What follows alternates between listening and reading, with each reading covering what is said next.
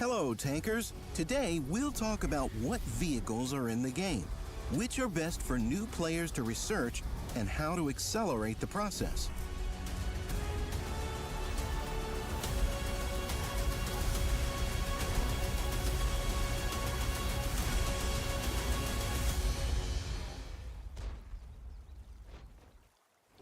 All vehicles in the game are divided into 5 types: heavy tanks, medium tanks, light tanks, tank destroyers, and artillery.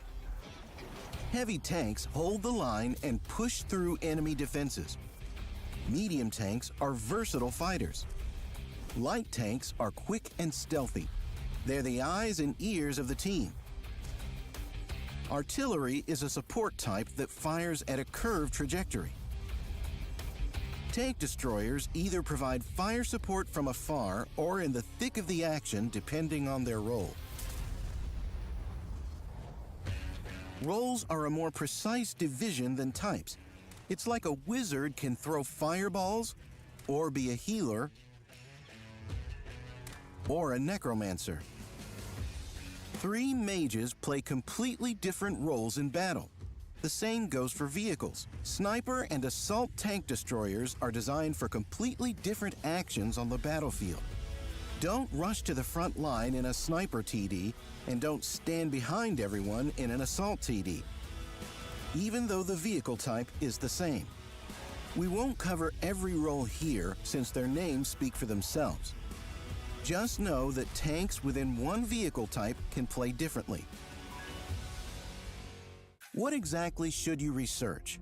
What types, roles, and branches suit newcomers best of all? Generally speaking, any. But it's probably best to choose breakthrough heavy tanks or assault heavy tanks as your first branch. They forgive your mistakes and, most importantly, help you to get to grips with the gameplay basics. Heavy tanks are the skeleton that the teams and the whole battle are built around. That doesn't mean other types and roles are worse. You can always start with medium tanks or tank destroyers, but it'll be easier to learn the ropes playing in the IS-4, IS-7, E100, or 60 TP. To purchase a tank, You need to research it using XP accumulated in the previous vehicle in the branch. Then purchase it for credits and recruit a crew if you need to. Don't recruit a new crew for each tank. It's usually enough to retain your crew from the previous tank to the next one. The next step is module research. Players call vehicles stock and top. Pretty much any vehicle only reaches its full potential when it's top, meaning all its modules are researched. Players often research a new gun first of all, and then everything else. There are many ways to accelerate your research of a vehicle branch. Blueprints provide you a big discount on research. For free XP, you can research modules or even a new tank. Premium account and personal reserves will help you earn XP and credits faster. Joining a good clan that activates clan reserves often will also help. Missions and Battle Pass will allow you to earn a lot of useful resources. Sometimes you can also go to your depot and sell vehicles, modules, or shells you don't need. Premium vehicles will come in handy for earning credits for purchasing vehicles, equipment, and other things. You receive them in top state.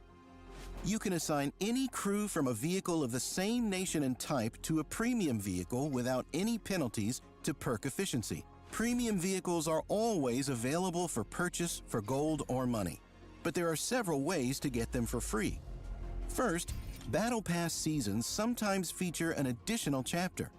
Secondly, the Bond Shop also offers premium vehicles, among other things.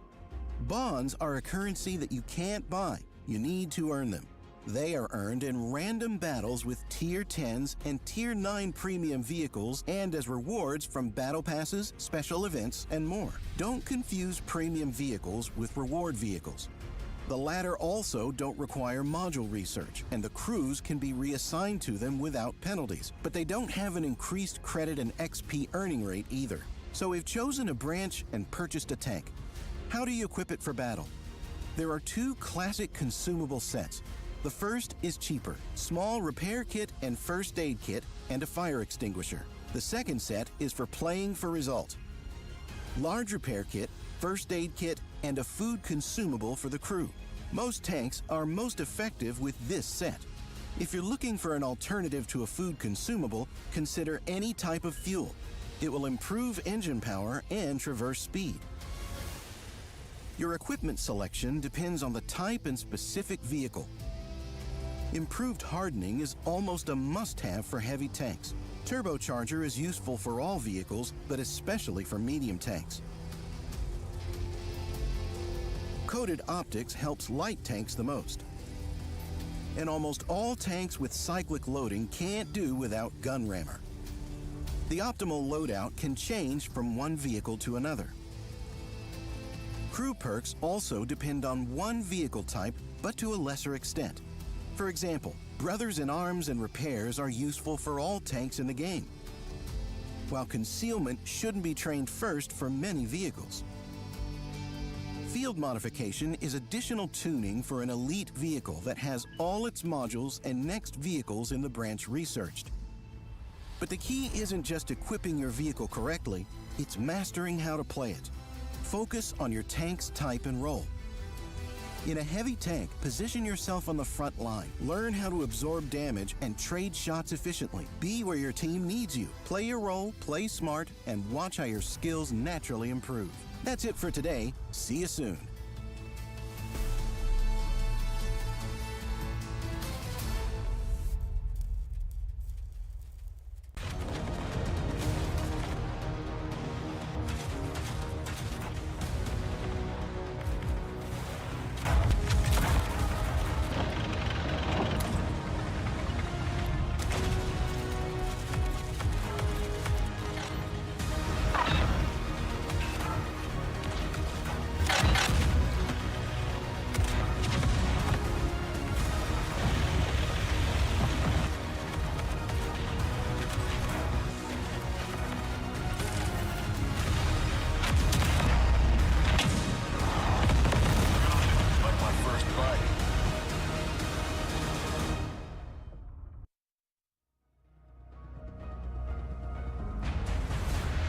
You see this silhouette. See this gun pointed towards you. Get out of there. Just get out. Because you've met the DBV-152. The assembly shop's new secret project. On February 20th, you can give the DBV a try, or face its wrath yourself. But first, hear my report to find out what you're dealing with.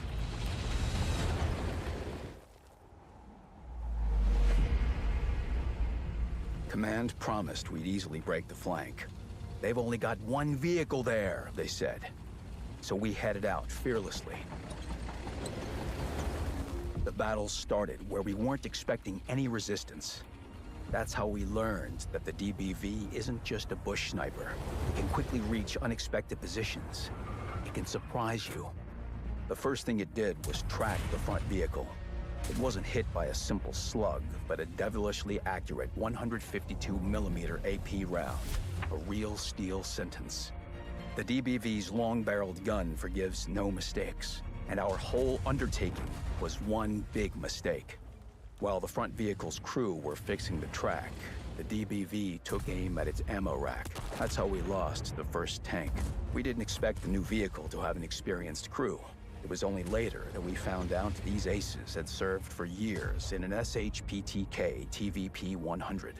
We scattered and went in pursuit, hoping to overwhelm the enemy with numbers. But the DBV's crew was ready. Thanks to its fully rotating turret, the vehicle immediately started retreating in reverse. It quickly reached 52 kilometers per hour, leaving us eating dust. You expect that kind of speed from a medium tank, but not from a sniper tank destroyer. It's astonishing. And that wasn't the last surprise. The enemy withdrew through sludgy swamps where our tanks crept along like snails. No, like the Tog 2. Our opponent knew where it was going. I have no idea how the assembly shop engineers managed it, but that bird pretty much flies on soft terrain. The DBV shook off our pursuit and disappeared into the foliage. To look for it, we split up. Another mistake, since the DBV turned out to be a master of concealment. We only saw it a few seconds after it fired, and only when it fired close. When it moved away and set up a sniper position, we only heard the echoes of shots. Explosions, dull explosions in places where our platoon mates were. Regardless of the losses, we forced the enemy into a corner, pinned it to the ground. I ordered the men to load HE shells. It's a sniper TD. It should be paper thin, right? Wrong. The DBV doesn't have the thickest protection. 100mm of effective armor on the hull and 150mm on the turret. But that's enough to deflect HE shells. And the angles at the turret edges can sometimes cause ricochets too. Not much, but enough for us to underestimate the enemy.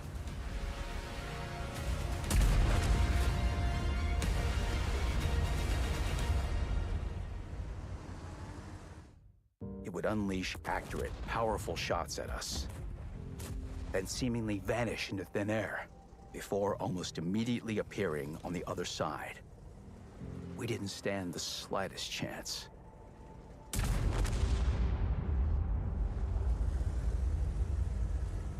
Get this menacing machine in the new assembly shop. You decide which resources to spend. Credits, gold, bonds, blueprints, or free XP. And don't delay, because there are a limited number available. The quickest fingers will get the limited batch DBV-152 with a camo 3D style, and their own unique number for each vehicle, on February 20th in World of Tanks.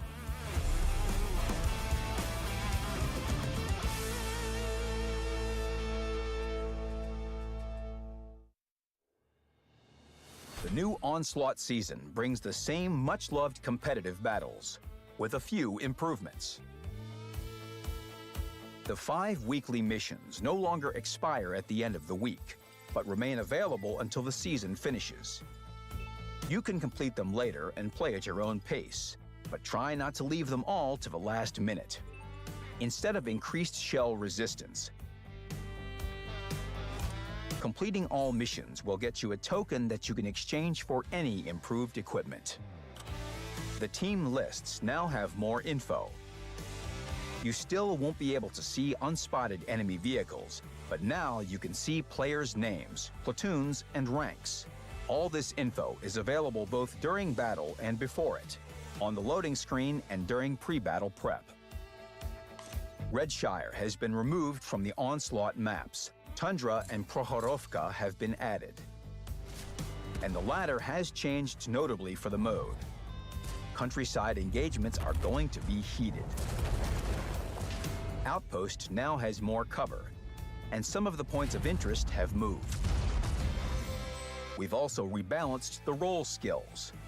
You can see a full list of the changes in the article on the game portal. It's now far simpler to assemble platoons in Onslaught. Instead of rating points, the game now checks players.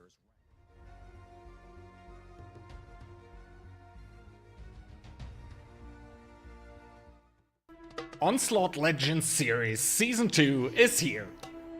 And you can make it truly special for participants and yourself. Boost the prize pool by predicting with team bundles. If your team wins, you can upgrade the included style to a shiny golden version. Contribute now.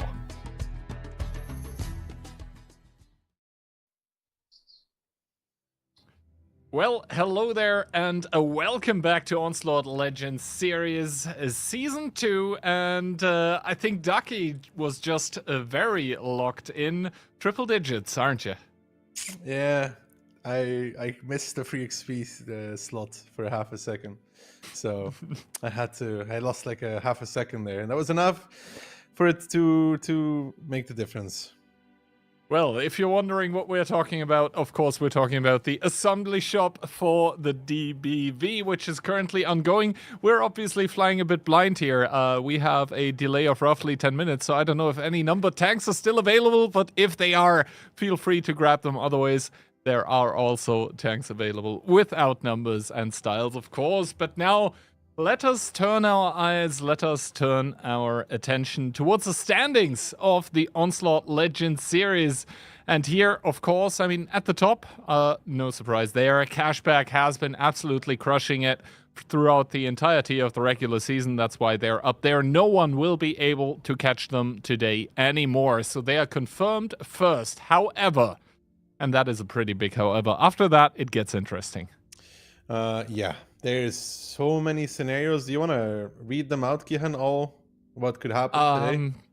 So I think the most important things, just to outline them here, is, well, Mafia is also confirmed for a spot in the top 4. So Mafia will definitely be making to playoffs, albeit it isn't certain entirely which spot they will have. Most likely 2, but as you can see, Hit and Run can still catch them. Talking about Hit and Run and catching, well, there's 2 teams that can still catch Hit and Run. That's W and LTP. So basically, it will be a 1v1v1 between Hit and Run, W and LTP. Obviously, LTP right now in the kind of worst position. They're 1 point behind W because obviously that cutoff point between 4th and 5th is really where it becomes interesting. And there we'll just have to watch out for the individual scores of the matches. I think we'll just sort of explains what it means once every match is being played. But that also means that every match today will be of importance. Every match is extremely, extremely important. But, Kihan, the first one could already remove a lot of possibilities from the board. But that is going to be for then. Don't forget that this is the last stream before we head into the playoffs, right, Kihan? Saturday and Sunday going to be packed with NA and EU. Exactly. So today, as it is the last stream of the Phase 2, we ramped it up all the way from 4 to 6 OLS tokens, which obviously you can spend in the OLS token store. On Saturday, it'll be 6 as well. And on Sunday, it gets really spicy because there you'll be able to earn a grand total of OLS tokens. And what can you spend them on, you ask? Well, obviously, it is consumables, Days of World of Tanks Premium, Inspirable Reserves, 2D styles, 3D styles, or a premium tank, namely the Churchill 3. That all being said and done, however, on Sunday, we'll also have a mystery drops, so be sure not to miss out there. Yeah, we have a lot of goodies waiting for everybody at home.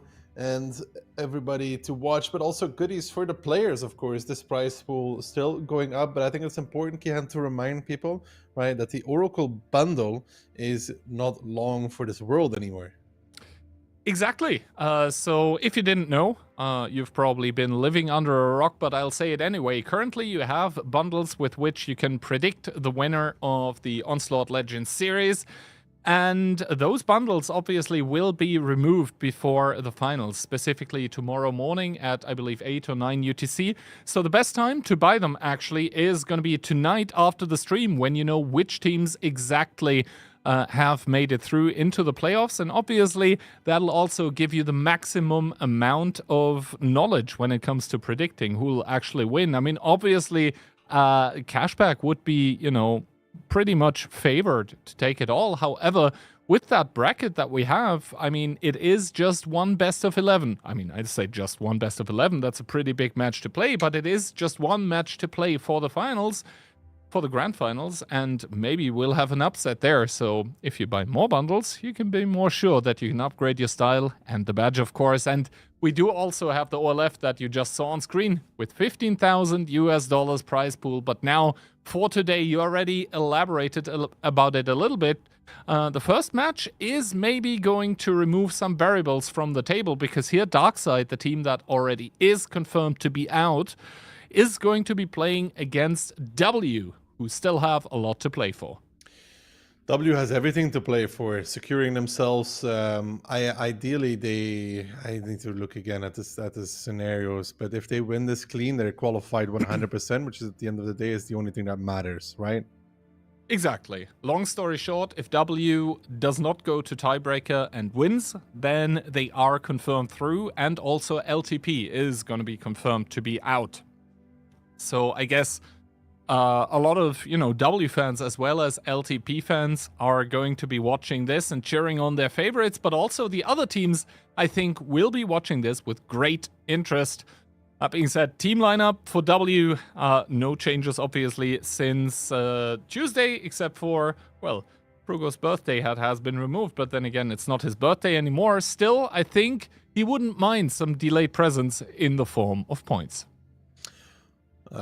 Qualifying for that top 4 would be, W's dream, since they were not able to do it in the first season. Kihan, if you remember, that was like a nail biter of a match that decided their fate, and because of that, they ended up not qualifying. So this time around, they're obviously going to be looking and hoping that they're going to be making it into the playoffs. And highlighted players: Kano versus Jakefa. Indeed. Both of them, you can see it here, Centurion Action X players. That means basically baiting both teams and hoping that you're baiting the opponent's team just that little bit harder than your own. 49 versus 48 battles. Pretty big sample size for either, but the win rate, I mean, speaks for itself. W has been performing a lot better than Darkside. But yeah, other than that, it's basically two players that need to be stand out for their team, because realistically, keeping that Inspire tank alive is absolutely something that can carry your team. Just by being there and inspiring your team, doing damage is also important, but, giving the 6 other tanks that reload advantage over the opponents can be absolutely crucial. He's played a lot of different tanks as well still, but then the Panzer is where he shines and thrives. I think, Ihan, is fair to say that it has been his number 1 tank so far. And on Ensk, always between 4 to 8k. Ensk also in the map pool, but not before we get our first map, which is going to be Himmelsdorf.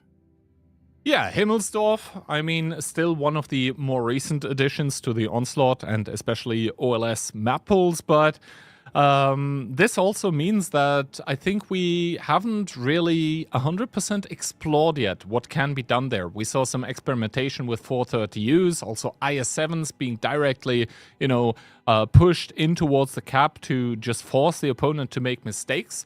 But this kind of strategy is similarly to, I think, Morvanka, also has started reaching its limits, where teams are like, all right, this is, a fast cap strategy. Here are ways how we can deal with it. We just need to train with it a little bit. And I think that's where we're at. Now, after Himmelsdorf, it's going to be Airfield. very, very slow and tactical. After that, Ensk, which is obviously, once again, brawling map of the highest order. And after that, if we still need to determine a winner, the overtime would be happening on Studzianki. But as I said, Himmelsdorf is going to be the first map in between both of those teams. And interestingly enough, it was Darkside picking it.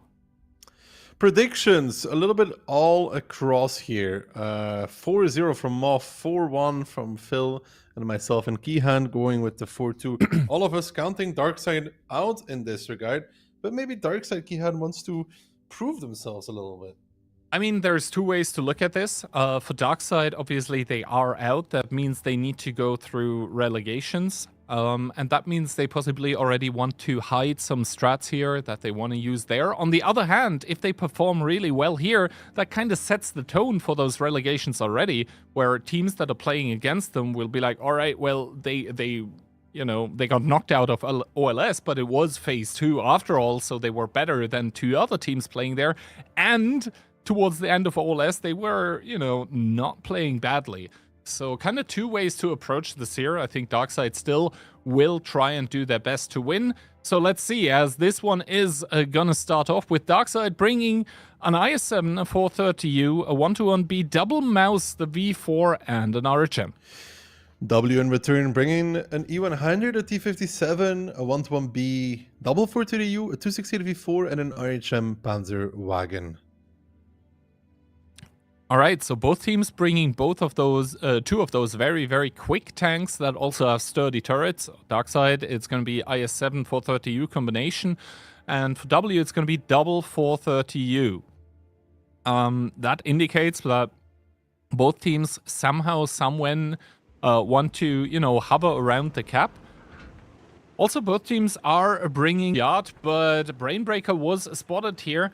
With that 430U, so Darkside is aware that there's a 430U driving towards it, and Shokarix will try to give a big one in towards Brainbreaker should he consider driving in towards the cap. That's not going to be the case. Instead, Shokarix taking one to the face, and Brainbreaker just, I guess, killing the rubble pile. As Itox tries to make it towards the strike, it's not going to be happening, though. Trash Panda and that mouse is going to be shutting it down. Vladislav about to meet Klorf, and Klorf actually has the HP advantage as well because he's using Hardener, which Vladislav is not. Vladislav will start to make his way out, but he doesn't have anybody in support, nobody near even, and he does miss the shot as well, and Klorf is going to be chasing. He's going to get one more on the way down, but Vladislav actually retaliates as well. So the hill has been lost, but it wasn't that costly.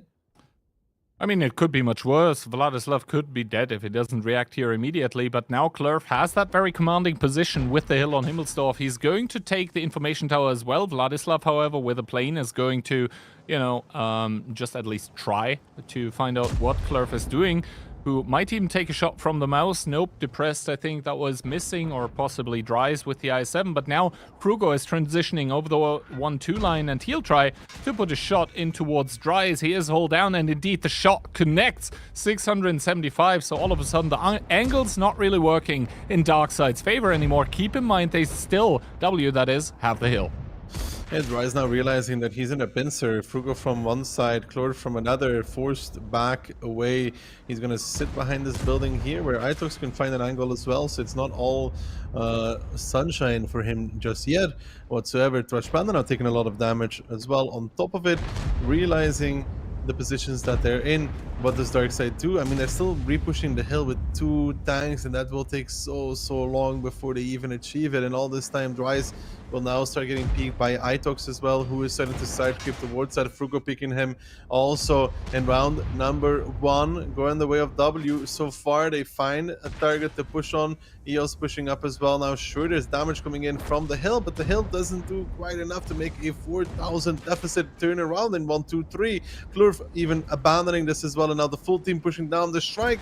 Really not helping here. Hits home for 800, and the rest of the Darkside tanks slowly but surely starting to wither away and die as W finds success on the hill. Good play from Klurf there. Takes the initiative. Better equipment choices as well, Kihan. Once they win the hill, Dries' position becomes very, very isolated. Yeah, I tend to agree. W here they did win against LTP very, very crucially on Tuesday as well, and they seem poised, they seem ready, they seem absolutely locked in towards this match. And they, honestly, if they are able to do it cleanly, then all the better for them, because that would be securing their spot in the playoffs, which must be the objective for them today. And I mean, if you're LTP, you're already getting worried about this, because I mean, from the get-go, Darkside probably not the favorite in this match already, and LTP must be counting on Darkside to take something away from W to still retain a chance of making it towards playoffs. W is going to close it out 7-0 even as well as Vladislav. I mean, he has the hill, but you know, he may as well jump off of it at this point. He might even go for the peak. And W, that's exactly what they need, Gihan. You know, picking up the first round, getting the nerves under control, realizing we're here to game 1 round in the back, 3 more to go. Exactly. 25% of the work has been accomplished for a W. And I mean, Darkside, you could clearly see they had a plan as to how to achieve this, but I think they really didn't count on a W sending an RHM towards the hill. You could see as soon as as soon as Vladislav had to leave it, as soon as he had to evacuate it, there wasn't really any backup in place. The hill push took an incredible amount of time, and in the meanwhile, the mouse on the 1-2 line for Darkside, it just kept bleeding because it somehow wanted to help the IS-7, but realistically, that one had been outmaneuvered completely.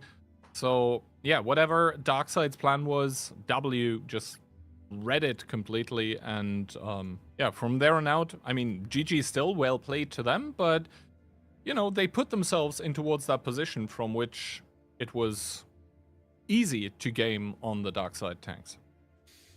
Yeah, but it all comes off of the back of Klurf taking that initial fight, though. I mean, I think they knew that the RHM is there, but he pushes it away, forces the rotation.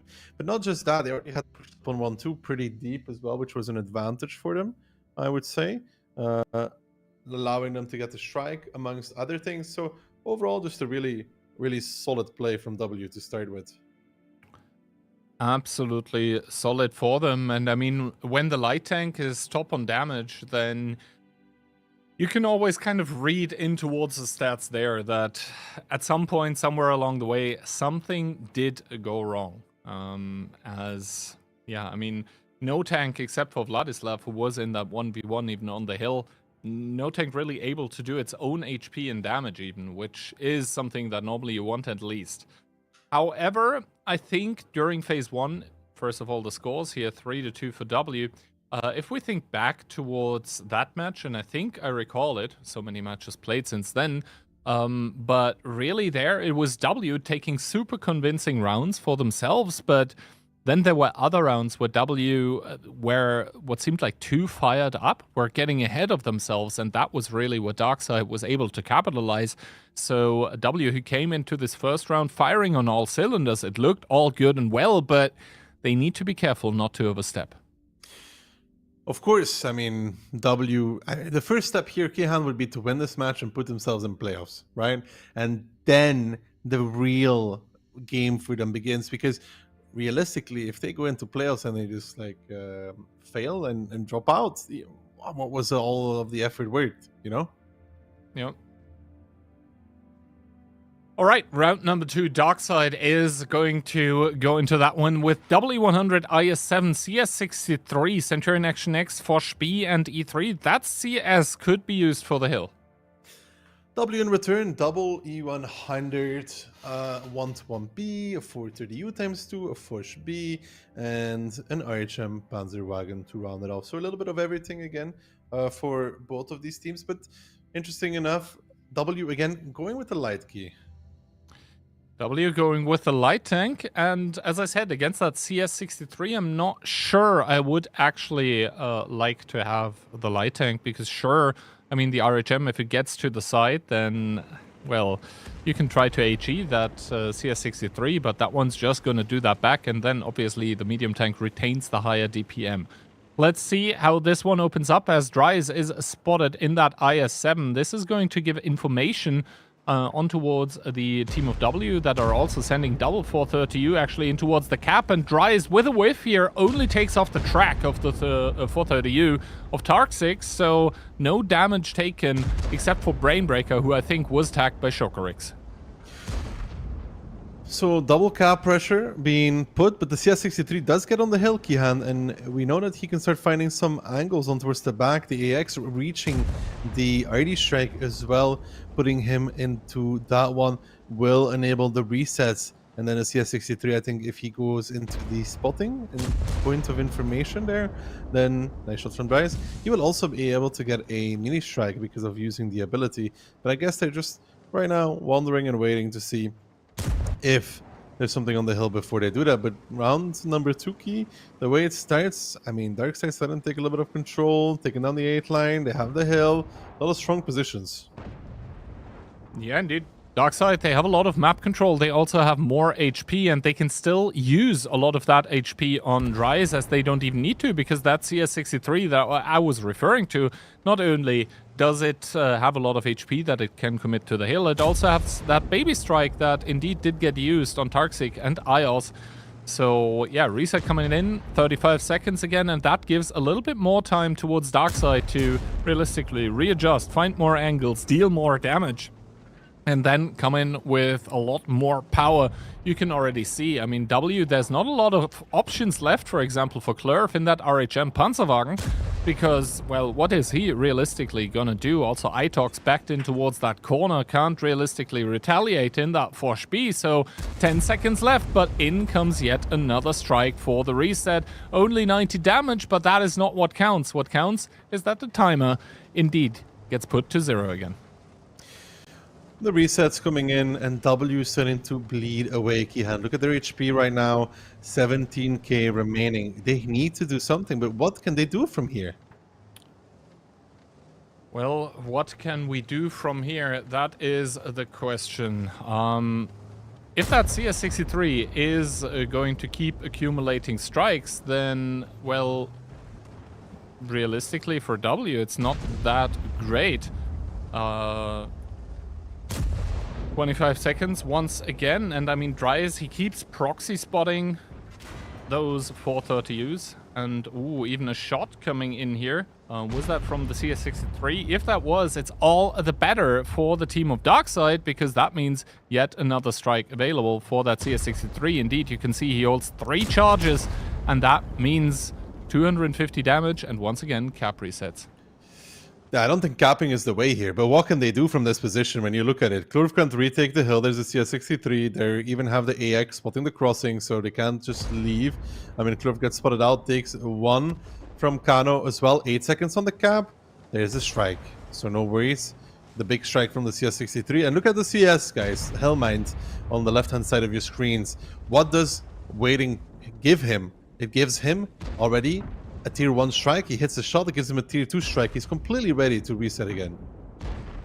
Yeah, indeed. And this is just going to keep on going. And while we've been talking, Darkseid has been shooting, and they've been accumulating a lot of HP advantage. 7,000 at this point. So if nothing goes wrong here, then Darkseid are definitely staring at a first point, and deservedly so, because realistically what W has been doing with pushing that double 430U to the cap has not been working at all. Now I think Darkseid, they're playing a little bit carelessly here, putting that strike very early indeed, but then again the Force B from their side is already on the strike again. So yeah, Ios, I don't think he'll be resetting that. Even Depress in the E100 is going to be pushing forward, and Itox, Jakafar, both of them on a one-shot here. I think those were desperate moves on that 1-2 line. Those were not done because W was convinced that, you know, those were actually the right ones to do, and indeed, I mean, slowly but surely the W tanks start falling, and I mean, I feel like Nostradamus at this point predicting that if W step ahead of themselves, then Darkseid will be able to capitalize, and I think that's just about what we're seeing. I think this was a very frustrating round for W, if you think about it, Key, because you went into the cap and then you just sit there for 5 minutes and you just slowly die. You cannot do anything, you can't take the hill, and let's be honest, the light in this battle, completely useless. Realistically, Klurf wasn't doing anything. And He couldn't, though. yeah, he couldn't. And I think that's kind of an oversight, to be honest, in W's tactic. It's like, yeah, they pick one CS63 and send it to the hell. Well, what now? Well, nothing. We die. I think that's kind of too easy, if you ask me. Proof is just smarter than them. Dodging the whole team from Darkseid, who all figured he was going one direction. He's going to be taken back on the hill, but yeah, this game is over, and that's 1-1. As good as round number 1 was for W, as bad was round number 2. They really put themselves in positions where rotations were no longer an option, and Darkseid was just farming away. And the CS63 Kian here was a very good pick. You saw it. The moment he resets, he gets another strike. You're playing against a perma strike CS63. Yep, and that one obviously. I mean, It's against hurting, that one, though, you're not. like, Yeah, you're not capping. At tier 3, every time he gets a tier 3, it's 250 on 2 targets. It's 500. That's that's the same as a regular strike, a bit more on one person. So that's quite hefty. He gets the kill as well, and it's also just permanently resetting the base, giving Darkseid just a very easy round number 2 where they didn't really need to do anything. Yeah, I feel like overall, as I said, it was too easy for Darkseid because, picking that CS63, and that was, it's not the most outlandish pick for Himmelsdorf. It's a good light counter, though. Yeah, exactly, and that's why it's not the most outlandish pick. It counters the light, and it resets the cap. And I think from W's perspective, you just need to have a backup plan for, well, what happens if they have a CS? Well, turns out there wasn't a backup plan. They just ended up, and to be honest, it looked like they were kind of rolling over and slowly dying. But that was it. There was no attempt to make something happen. There was no reaction. There was no counterplay. It was just sitting there and waiting to die. I don't know if they could do anything, Kian. I don't know if they could do much less, to be honest. I mean, sure, it's almost better to just YOLO out and try to push something than sit there, right? Yeah. Because like this, there was nothing. Yeah, it's like picking between a 99% chance of losing and a 100%. Yeah. And you can see, I mean, Hellmind, good for him, 7,000 damage. I mean, the reset points don't get displayed above 100, but he probably had a lot more than that. And this means that the first map of Himmelsdorf is going to be split 1-1. Realistically, putting us down towards a best of 5. However, that was Darkseid's pick, and W was able to pick up a round there. And this means now that we are going to be headed towards Airfield, which is, I mean, normally you would say Himmelsdorf is a fast map and Airfield is a slow one, but given what we just saw in this second Himmelsdorf round, we might be in for some faster action. Yeah, but it depends. There's still potential to play aggressive on Airfield, but it's mainly cap plays.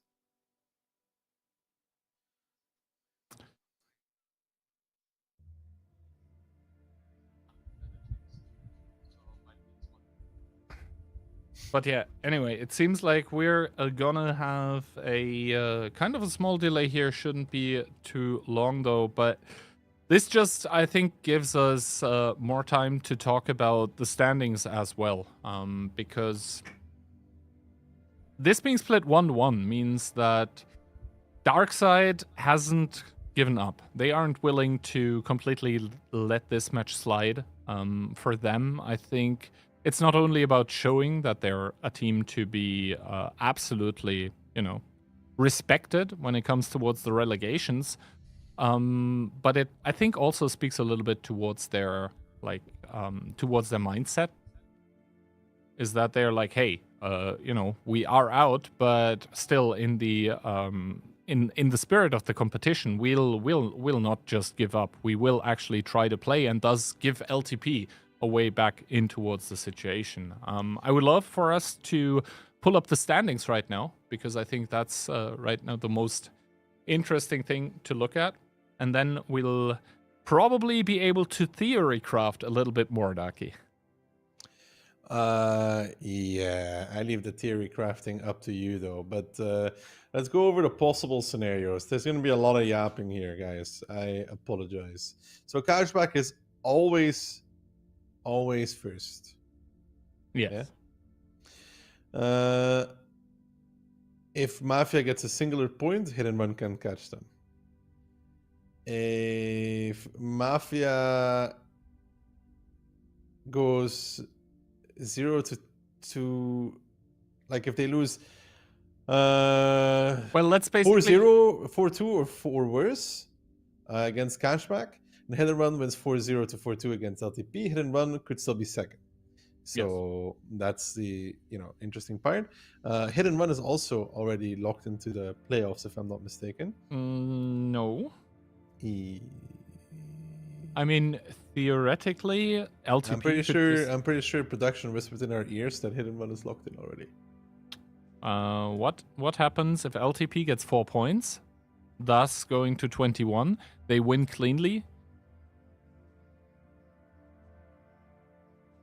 So if LTP, why don't you just trust me when I told you? Well, let me just explain it quickly though. Basically, if LTP gets 4 points and gets the same amount of points, then Hit and Run still has more match wins, and that is why LTP is not able to catch Hit and Run anymore.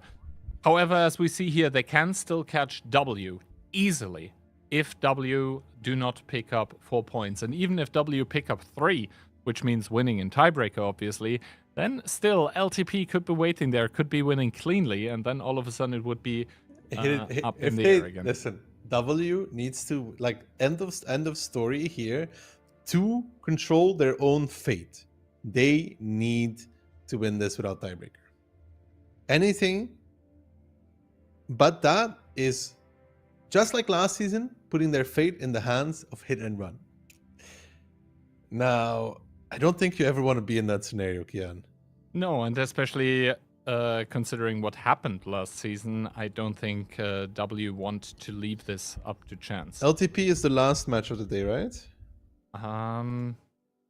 So for now, today, LTP is going to be playing against Hit. But it's the last match, right? It's match number 2 of the day. The last match of the day is going to be Mafia against Cashback. Oh, okay. So I think, like, after this first match, obviously, and then especially after the second match, we'll know a lot about what's going to happen already. But still, it will also be interesting to see how Cashback will present themselves. And I think in between Cashback and Mafia, like, if no one is able to catch anyone, then maybe we're in for a bit of, meme lineups, etc. Because realistically, like, no one wants to show strats for the playoffs. So, and if it doesn't matter for the positions, then heck, I mean, you can try something fun. 7 Type 5 heavies. That would be something to behold, but I don't think it's something I want to see. I saw enough Type 5 heavies back in the day in Clan Wars when, splashing below the tank. Yeah, back in the day, essentially, when on Ensk, there were Type 5s against Type 5s. I don't want to see that again. But yeah. Well, don't worry, guys. The stream is now completely taken over by me. We do apologize for the technical issues that some of you may be experiencing. We're furiously working in the back end to get it sorted. Basically, what happened is that Keyhand forgot to feed the hamsters. It happens. So we're now giving Keyhand in the back end a big scolding. Like, how could you forget to feed the hamsters? Well, we started to sort the issue. That's basically what's happening. All right. Yeah, obviously I take a full responsibility for not feeding those poor hamsters, but we have kind of come up with a solution. And that one is going to consist of, and I'm going to inform Daki live about this, so let's see how he reacts. It's going to consist of, for now, continuing with the second match of the day, because, training rooms don't cost any credits, so restocking tanks is not going to be an issue. And then we'll be continuing with the first one after. That's great. That's crazy. So we're gonna finish the second match first? Uh-huh. All right, interesting. Okay, that's a transition and a half. I mean, parkour. I don't think LTP is too happy with that. I wouldn't be if I'm LTP either. Well, then again, does it really matter for It LTP? does. How so? Because it just does, Gian. I mean, realistically, if you're LTP, Realistically, if you're hitting one key hand Mhm. and you realize that it doesn't matter who you play in the playoffs and you don't care about playing anybody, then yes, it does matter a little bit for LTP. I mean, But, then on the yeah. other hand, like for LTP, the situation I think fundamentally doesn't really change. Like they need to win, period, as best as they can, period. So, I mean, I'm ready for the match anyways. yep. So yeah, I think the scenes, etc., are going to get switched over to that. But while that's going on, yeah, I think we can. Let's see what we're gonna do. Obviously, flying blind here a little bit as well. But I think we can already start talking about the maps of this upcoming match in between Hit and Run and LTP. And I just took a sneak peek at our little sheet. And we're going to start on Ensk, being picked by Hit and Run. Interesting. Interesting. I need some time. I'm flying out of my comfort zone here as well. So, Hit and Run taking on LTP, a crucial match for LTP, who will then, on the flip side, if LTP does manage to win this, they'll put an extreme amount of pressure on W. Like, depending on if they would win this without tiebreaker, there would be a lot of pressure on W. Yeah, absolutely. And I think that is the opportunity that I would try to understand as LTP and try to realize for myself. Obviously, if LTP lose, then, well, W is through. But then again, if LTP lost, then W would be through either way. So from there on out, it doesn't really change a lot of things. But yeah, team lineup for LTP. The only ones, save for the people who went to China with team jerseys. And I like those so much. Actually, some people here at the office, essentially everyone involved in the production like those. So we ordered some for ourselves. Unfortunately, they haven't arrived yet. Maybe they will arrive one day. I mean, they're being sent from France, so it takes some time, huh? I mean, le snail with Wie the delivery. baguette?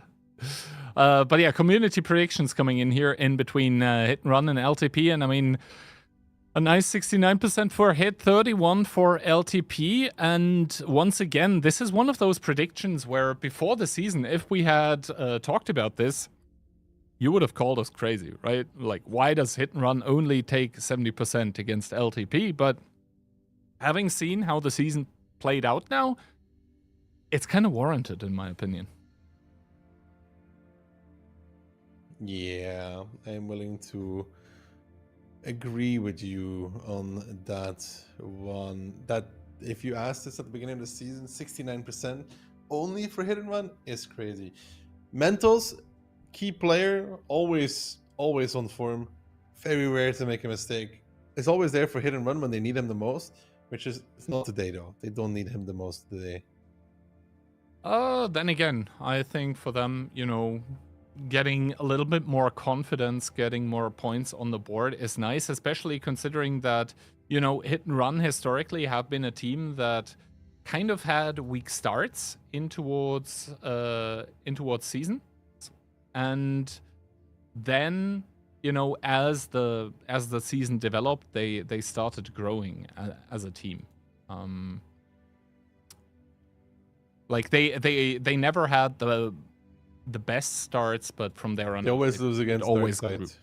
Yeah, well, Darkseid aside, like actually Darkseid somehow is the kryptonite of Hit and Run. I don't know what's happening there.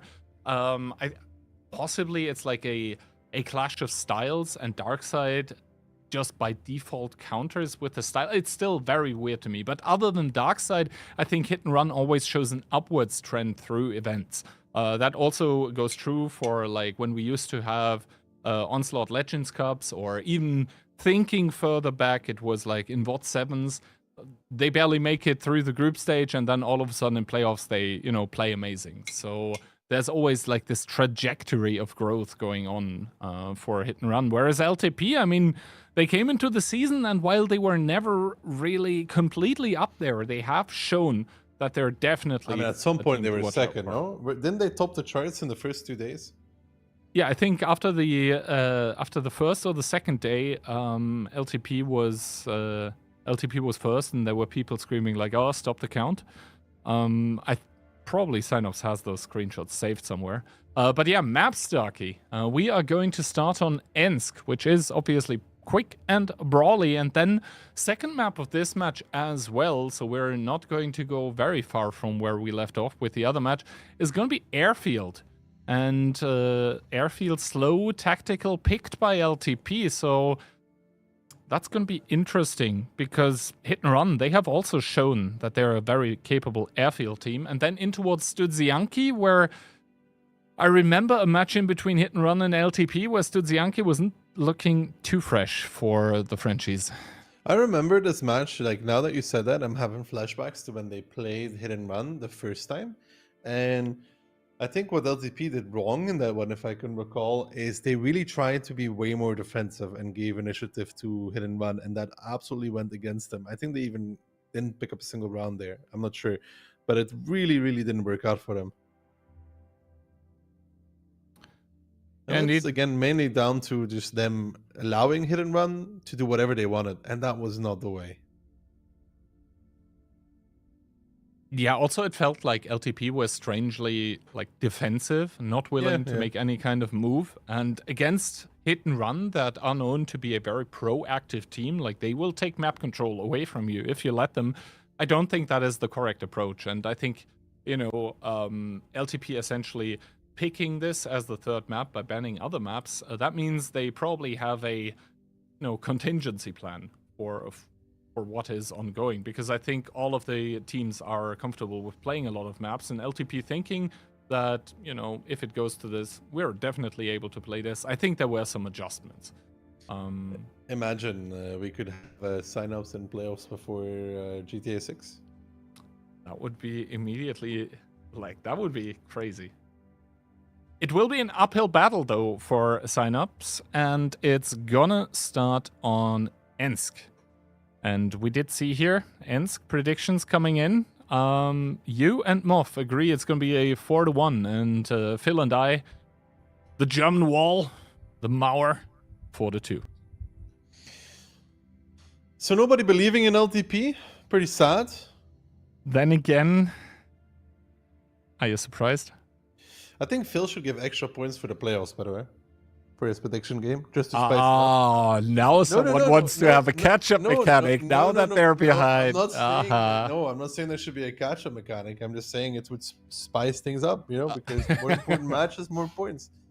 Look, it's not because I'm filled with good suggestions, Kihan, that you gotta start being I see through your charade. Bro, I couldn't even tell you how many points I have right now. Less than the others. That's how well invested I am. I think maybe 20 something, maybe. I have no idea. Last time I checked, I had 16. So, I think you have more now. You're an adult when it comes to points in the prediction game. Huge. Yeah, I'm not that emotionally invested, But I think it would be hilarious, and Moff is probably screaming, yes, good idea. I think Moff has a not very altruistic motivation for doing that as well. But you don't think it's a good idea? I mean, it might be interesting. Yeah, I mean, we can double the points maybe. I mean, you need to ask approval for your boss, He was just basically giving me some nod, but with the edges of the lips downwards. So basically, he doesn't care. Okay. It's apparently nobody cares. It's crazy how that works. The inventor of the game doesn't care at all. Surely. But yeah, Ensk. How many Fush Bs are we expecting? 2 on one side, 3 on the other. So 5 in total. 5. I'm just throwing it out there. I don't know. Like, the match hasn't started. I cannot know. How far obviously- are we out from the first round? I think we're just about to start the training room. Apparently, one of the players was so afraid that they had to end up, taking a short little break, going to a different room and coming back lighter. But I think that's just about finished, and then we should be able to start. Do we believe in the universe where LTP wins? Predictions aside, a lot of things have to go well for them here. So if I were to personally give like percentages, I think there is like around a 15% chance realistically. Or let's say 20, so it's easy. Like 1 in 5 matches in between those two teams in a best of 7, I think LTP will win. Mm-hmm. No, I can go with that. Mhm. Like if I'm Also- a betting man, I'm not betting on LTP unless Al- I'm dreaming big today. Mm-hmm. I mean, don't stop. Someday you're gonna win big. Anyway, though, who might be winning big is now finally LTP as we go into the first round of match number 2 today. And for LTP, actually, only a singular Forge together with a Batchat. And keep in mind, this is now training rooms, so tanks might be switching a lot here since teams are able to hide the setups in the training rooms. So it's going to be 50B, Mouse, E100, Batchat, Forge B, Hori, and E3. Hit and run in return though, E100, Mouse, Bat, double Forge B, the double E4 as well. So a lot less Forge heavy than we would have imagined, Kihan. A lot less Forge heavy, 2 less than I expected in total, still 1 versus 2, but obviously it's not only about the amount of tanks that you bring, but also how you use them. And first of all, LTP are going to use their guns very well. They get the first damage of the game, DJ is going to get tagged on the cross.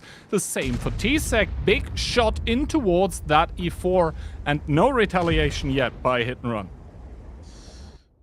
So, I mean, it's a decent start for LTP, but it doesn't mean all that much, let's be real. Ooh, Mentos taking one as well, though. Good shooting there from the Hori 3. That is Tankistador, who has been a highlight player, right, for this LTP team, I think it's fair to say.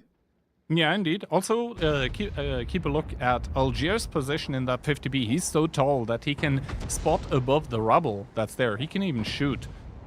So he's going to be cutting off the rotations by hit and run at least a little bit. That being said, rotation coming in from hit and run. Double Forge speed through the city. That's a lot of firepower. Though Pan's Fury does end up getting spotted. Uses one shot on towards the Mouse. Joy, he seems to have found an opening. Make that 3. And Monster is like, I want a little bit of that German super heavy. Starts clipping out as well as Franek and Nepal kick the engagement off on the green. Oh, Joy taking a little bit more, minus 2.5k. A heal not going to be taking place. Now the heal comes out though. They will keep him alive. He wasn't. Oh no, they will not keep him alive. Oh, he's dead. And Noxious now not in a great position either. And all of a sudden, those 2 shots that LTP had turn into receiving an entire tank in damage. It does look like hit and run have shown up to play, and LTP is doing some damage back to its cat side, not a bad amount whatsoever, but they need a lot more. They do indeed need a lot more. 14,173 is exactly the number, as Algier ends up getting caught on the long reload with that 50B, and the Forge B, having a lot of shots available, is gonna even drive in towards that E3. The E3 not connecting here, and the Forge B is just gonna be blowing up. So yet another kill on the board for the team of Hit and Run. Aching now behind Mentos, behind Cat's Eye, but he only has 2 shots remaining, and that is a very healthy mouse of Mentos that he's trying to engage. So now Nepal will get a kill on towards DJ, ends up missing, ends up fluffing the shot though, and now Cat's Eye is gonna turn around the corner, is gonna shut down Aching as Hit and Run definitely show up to play. They don't want to be relegated in towards 4th place. They're playing for 3rd right now. They are showing up to play. They made a simple move, retaking the city, but LTP repushing the field didn't manage to find Franek, who took the strike and ran away.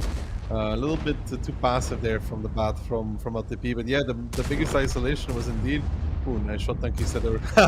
Bam, bam. That's what the the Hori does. It pulls up, man. And when it starts blasting away, you know, that's pretty okay. But yeah, that Mouse of Joy was so far pushed up. I mean, what is a mouse, Kian? He cannot just disappear, right? Mouses don't have the ability to just turn into thin air in any way, shape, or form. So we could move there from hit and run, finds a lot of good success in the city immediately, and Joy diets, isolated positions. If they catch Franek in return, then you lose a mouse for a bat. That would almost be value, but they didn't. They found nothing on the field. Yeah, exactly. And I think Hit and Run doing a good job at the information game here, essentially trading a little bit of HP at the start of the game and converting it completely in towards kill. You can see Joy and Algier together, 1200 damage, aching not with the best of games either for him. Only the Hori realistically popping off with 5k damage, but some of that obviously done when the game already was over. So I think Hit and Run really with a good read on towards what LTP was doing and then just capitalizing. Top damage there from Tankistador, though, still in that Hori 3, 4,929, almost 5k. Panzer Fury returned doing 5k of his own, but you see the biggest issues there. I mean, Joy, Algier, Aking even not really getting out too much, while the rest of the lineup from Hit and Run find pretty decent success.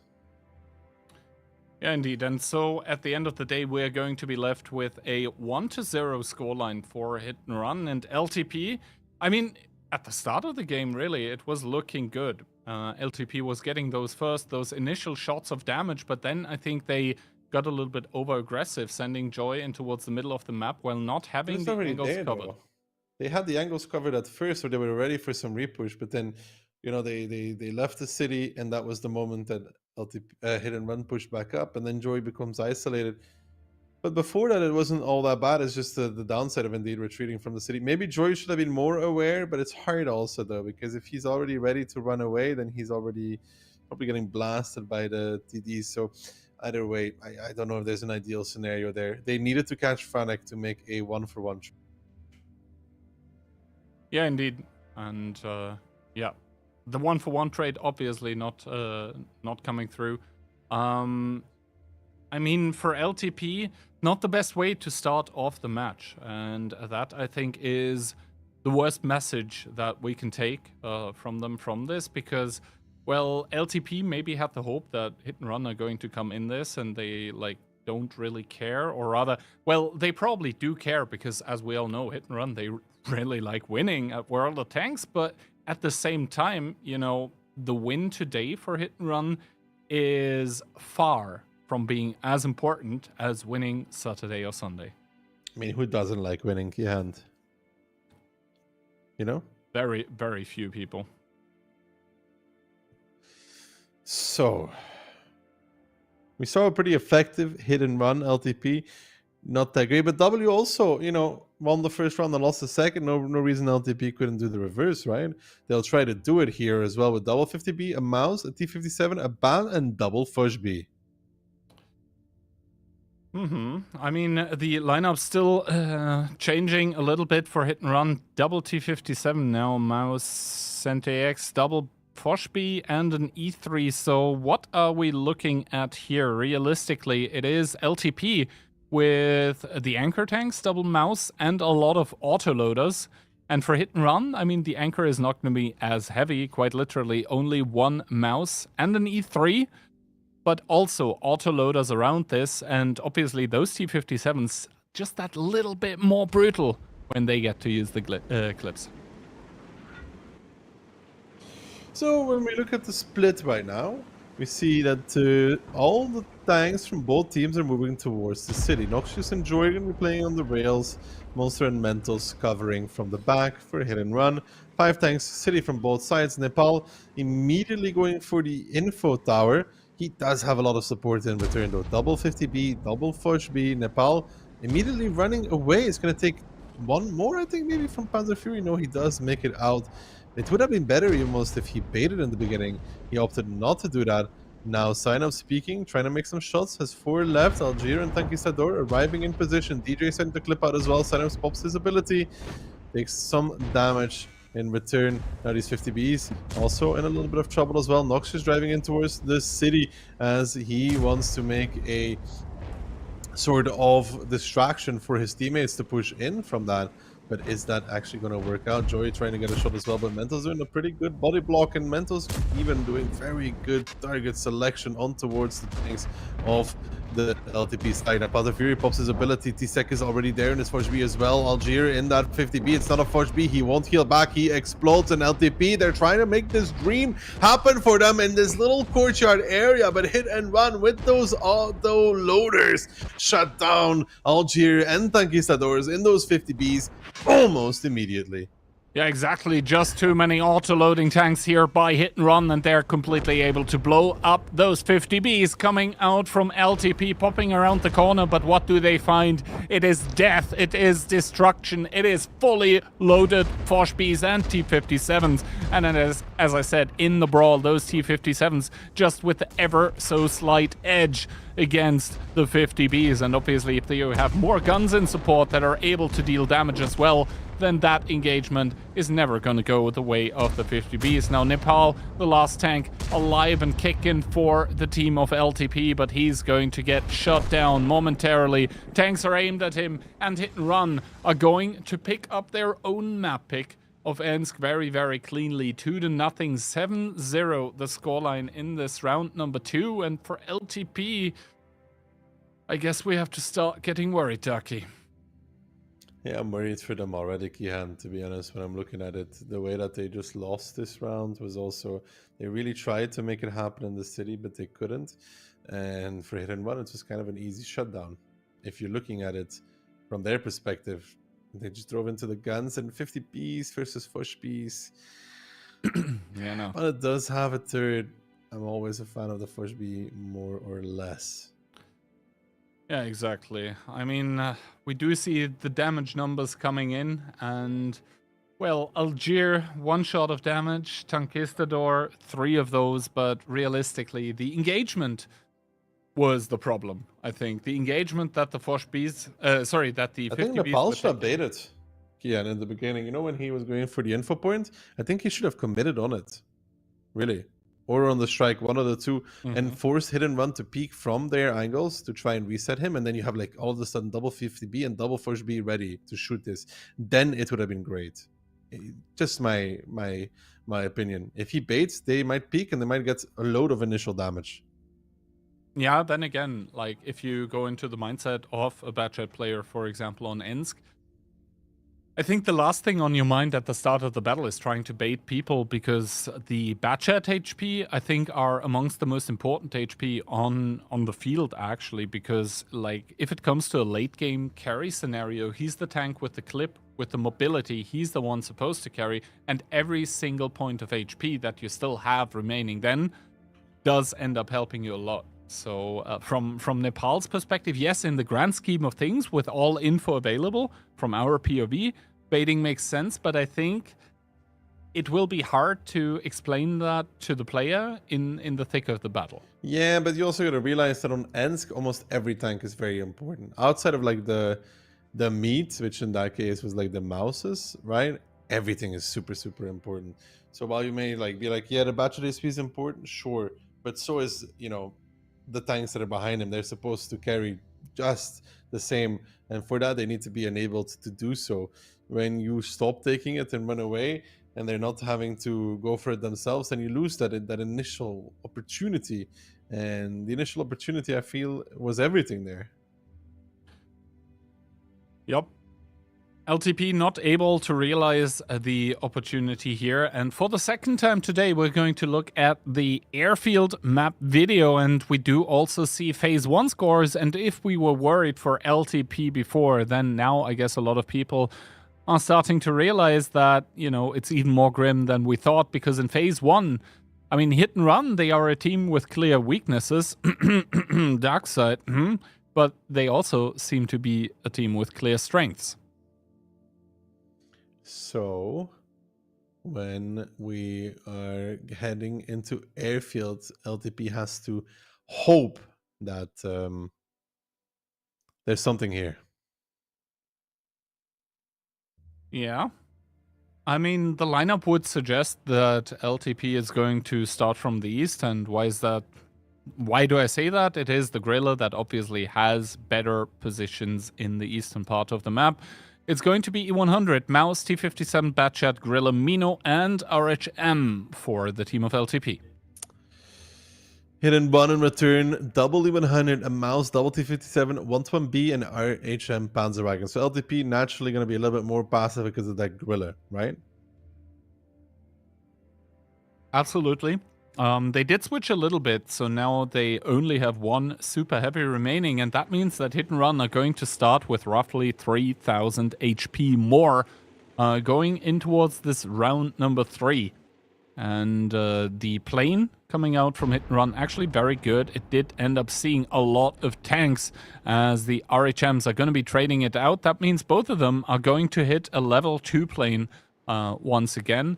But both of those are actually also opting out of throwing the second plane immediately. They probably want to surprise the other respective light tank a little bit later. And Aking with a very interesting boost. However, he does dwell too deep and he does dig too far. He finds the E100 that has a shell loaded and available, and he's going to start opening up on towards Mentos. That does also take a shot of damage, but hold your thought. Around that artillery strike, there is a match erupting, and I think Tankistador just tried a shot, but I'm not sure if it connected. He did hit Monster. He hit Monster for 1k, but Joy lost 2k, so I'm not sure if that's like an amazing trade, you know? The E100 can heal, it's fine, Copium. It's going to be like, what, 10 plus heals to get him back to where he was? Yeah. I mean, only 5 until he heals the damage that, you know, was the difference in between the trade, but yeah, no. Not the best of trades for LTP at the artillery strike, however, not the best of trades for Hit and Run when it comes to the light tank department, because in the meanwhile, that boost by Aking was forcing Spotted Mentos back, and I think he also took some shots, as well as Aking now trying to make the next play with that Batchat on the outside, the E100 of DJ taking a swing at it, but actually he does not connect, and this means that all of a sudden Hit and Run, it might not look like it, but they are in trouble because the RHM, it doesn't have the HP to contest the Batchat. No, Mentos will find a sneaky little bush there against the red line, though. I don't think Aking is going to figure that out immediately. Mentos doesn't have a plane available either. And this is what we talked about. I don't know which team it was, but last play day, we talked about the problem with having this very heavy lineup, right? That cannot rotate. I mean, Aking here destroying the buildings, but so far ending up not getting spotted. Now finally the lights go on, and indeed this should be signaling where exactly Mentos is. Like he should know at this point in time, and Franek and Monster immediately scurrying back. Also important thing to note, oh, nice shot coming out from Mentos, so he's going to reveal his position, but that's only because Franek is not long to support, and now Aking in a little bit of trouble. He doesn't know it yet, and he cannot know because Nepal doesn't have a plane. Nepal is spotted himself. Nepal just took a shot of damage, and all of a sudden Aking in big trouble. I think that 121B actually also has good HE pen that could be useful for the Batchat. Yeah, but Aking does get a plane now from Nepal, who's already spotting it out, and Aking, ooh, the HE, they're not connecting from Franek. Aking looking like he might want to stay and fight. Franek is going to peek this. Nice shot there from Franek. He jumps as well. Franek very, very brave on this one and will continue this. Nepal, can he find any shots? It doesn't look like Nepal's available. Mentos is waiting there already. Aking now realizing the amount of trouble he is in, is going to be dropping off once more. Will there be any support coming? Yeah, there's a little bit of support. The plane as well. Aking will now fall against Franek, who is not afraid of chasing down this RHM. And as we look at the battle situation right now, Kihan, we can also talk about something else. If LTP isn't able to pick up 4 points here, that also has an influence on the standing, of course. Yeah, indeed. First of all, let's finish looking at the battle as Synops gets reset. The other tanks by LTP backing out of the cap. And I think they're starting to realize that, hey, we also have that Gorilla that realistically cannot really contribute its HP. If we take a look at the sides, the Gorilla almost 3000 HP that are not going to contribute in the brawl. This means realistically LTP left with 1100 brawling HP. Deduct from that the RHM, all of a sudden you just have 10,000 that you can properly use. And well, if we take a look at the hit and run lineup, they have 9,000 or more, even 10,000 on those heavy tanks alone. And they're now starting the cap as well. They have a tank advantage. I mean, they're in a pretty prime position for hit and run right now to take this to match point very early on. And with a 4.5 HP lead on top of the tank lead, Kihan, it's not looking that good. And DJ might even find the better of signups at some point. Wouldn't be surprised if the 100 chews through the Mino. He can bait. There's some shots coming out from the T57 behind. Oh no, from Joey behind. But no connection so far. Might have even been a reset, an EHE attempt to reset. And I think for hit and run, they realize like, hey, we've actually got the upper hand currently. We have the first kill, we have the only kill. That means that LTP now needs to do something, but what are they going to do? They don't have the bad shot that can roam around the map anymore. So we can just hang back. We can just let LTP come and let LTP make mistakes. And that is why we don't see a lot of action. I think hit and run is very happy with as things are standing currently, and LTP are kind of at the loss of what they are supposed to do, really. I don't know if LTP can actually do anything. I mean, I don't think they're actually... Do they actually have 3 strikes? I don't think so, right? I mean, now one less because DJ just took one, for sure. But Synops is now going to back off from the cap. That obviously does mean a few points are going to accumulate. That also gives the information towards LTP as of how many tanks are on the cap. Noxious is going to once again take that artillery strike. But at the end of the day, does it really help them? I would argue that no, it doesn't really change things. Noxious on the way out does get spotted, takes a shot of damage. So realistically, the 400 that LTP is going to do with the strike, they just lost on the T57. So arguably a worse trade for LTP.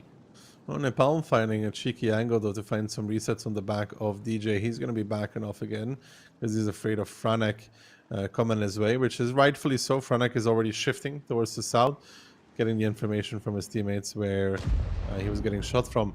But LTP need to find a kill. The tactic here, Kihan, but it's not one that wins anyways, could be to try and get a kill at the very last minute to draw the game out. But that doesn't work because they wouldn't win on damage dealt. Yeah. LTP, if they want to play that game, they need to get 2 kills without dropping someone and return. And hit and run are obviously aware of this. And this is why we see the double T57 bunched up together with the mouse. That realistically is going to take the shots. The double T57 is going to clip out. That's going to be 3,200 damage. Add on top of that 1 or 2 mouse shots. And all of a sudden an LTP tank is dead. So this is not going to be a point where LTP are going to be able to engage. And on the other hand, we have that 1-1B backed up by the RHM. And there... I mean, LTP doesn't have the assets either to make an attack. Tankistador now getting spotted. T-Shek with a swing and a miss. So the Gorilla is going to put itself in towards position. This obviously gives the information towards hit and run that, hey, this angle we can't properly peek anymore. But this opens up a whole load of possibilities. And that is exactly what we see the double T57 Ketsai trying to spring into action. Algier now going to be peeking, but there is that second T57 double strike coming in. That is actually a lot of strike, but look at Algier. Holy. In the meantime, Ketsai shielding Monster, so they are not going to be able Look to at the get that HP, kill. Kihan. Look at the HP. They had the whole nuclear arsenal ready and waiting apparently.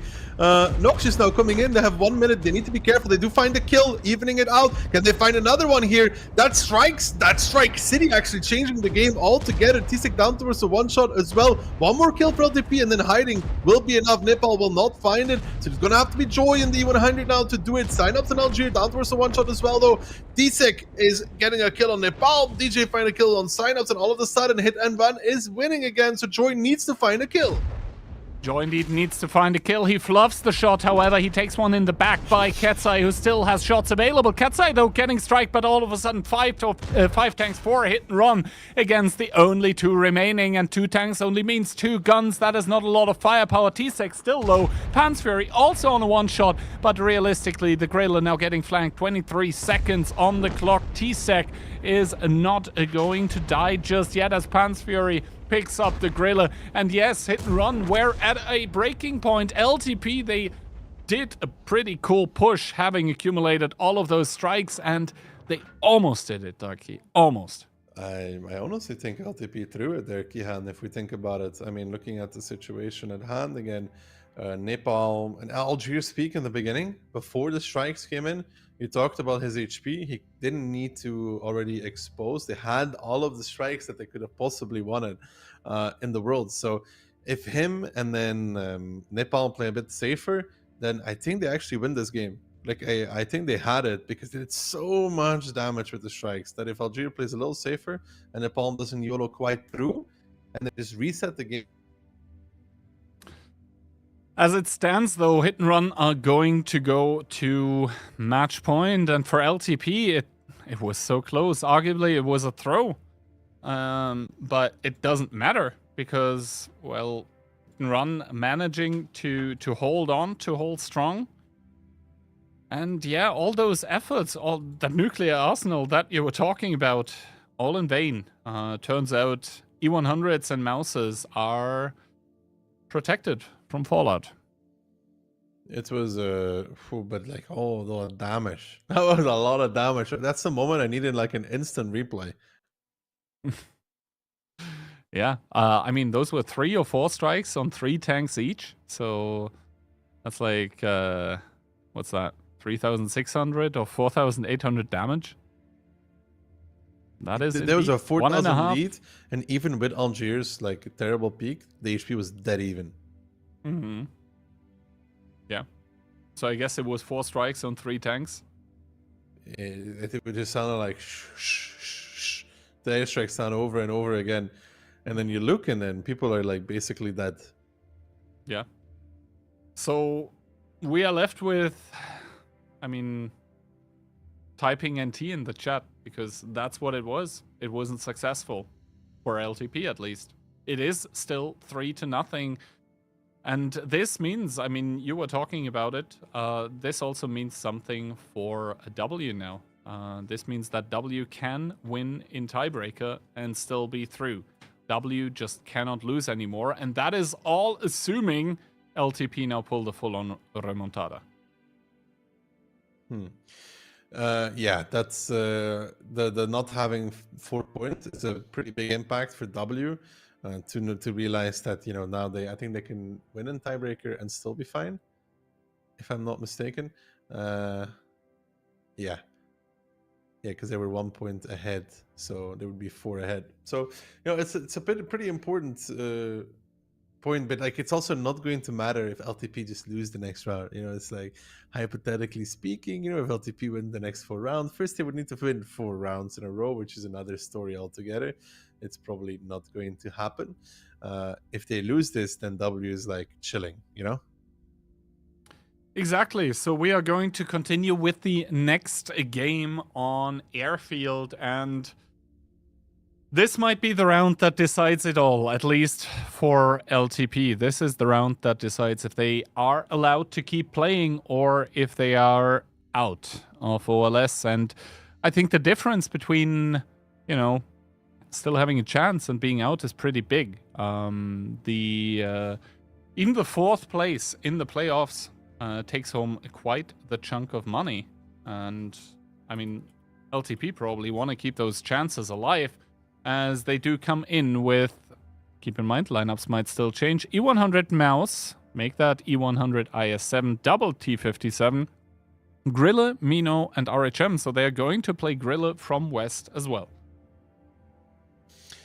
They're going to have to make it work with that. Hit and run, W100, 277, double T57, a bat, and a Forge B. So no light tanks for them, Kihand. So they're opting for the more possibly aggressive stance. Nepal better hit a big plane in the beginning, but on this map, it's not very hard to hit many people with it. Now the planes coming out, and LTP is going to see double E100, double T57, and Forschb coming out from Hit and Run. So they're missing 277, which arguably is a pretty unusual pick for Airfield. So let's see where Mentos is going to be going. And they're missing Franek in the bat chat. But since they haven't really seen any Playmaker tanks yet, they will probably be good at guessing that at least some bat chat is going to be around somewhere.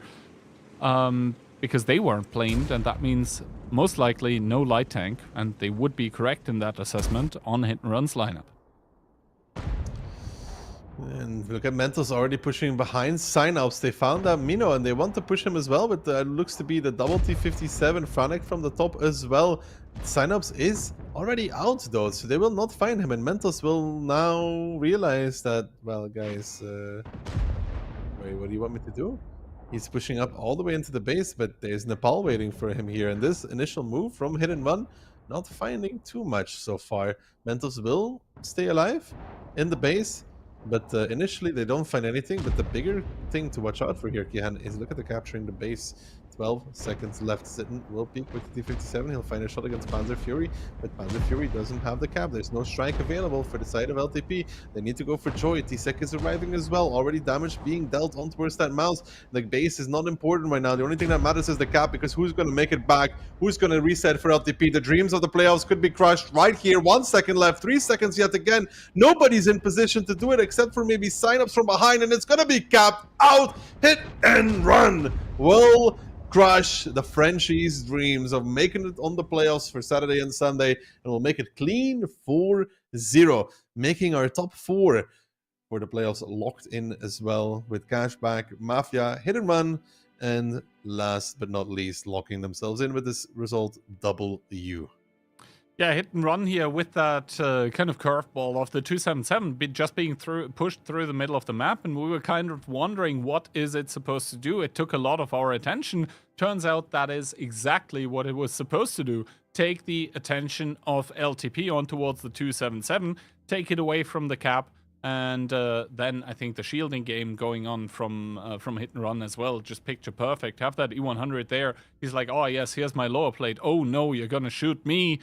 Oh wait, I don't have cap points. So very well played by Hit and Run here throughout not 1 but 4 rounds in a row. Arguably LTP could have taken round number 3, but overall I think it is fair to say that Hit and Run, well, they showed up today and they absolutely shut down LTP that obviously wanted to play a longer game here, the Grilla indicating as much, but you know, if Hit and Run throws one of those, you know, meme strategies or like maybe, you know, one-off strategies, because I don't think that one's going to work again now that they've shown it. If they throw one of those at you and you're not reacting perfectly, then, well, this is just what's happening. So, congratulations to Hit and Run. Big game from them. Played well. LTP, sad to see. Their playoffs run ends right here, but they gave it all they got until the very end. So we're gonna see them in the relegations against Darkside, correct? Yes, I think so. That is also something to take into account, because obviously LTP and Darkside, they did make it to Phase 2, and they're going to reward themselves with a very, very good shot at returning directly in towards Season 3. And to be honest, both of them, I think, earned it. LTP, obviously, with the higher score at the end of the day, so for the possible relegations, I would favor them even. And talking about LTP as well, I think, yes, they're going to be sad now, but after everything is said and done, I think they should also be proud of themselves, because they came in here realistically as very, very much not favored teams, as underdogs, but you know, today, 70% only for Hit and Run, 30% for LTP. They have definitely left their mark.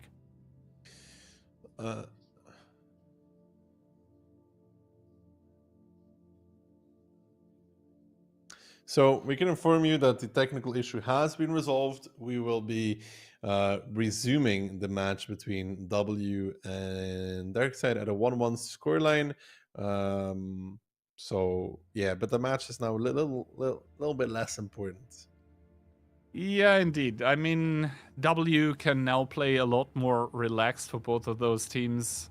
the stakes are going to be a lot less high. Well, for Darkseid, arguably, there were no stakes before the match that we are going to see. But for W, I think it's also going to be nice for them to play with the knowledge that, you know, hey, if we lose terribly here, then we made it to playoffs. And I actually just checked the website, and we are at almost 78,000 euros now for the OLS.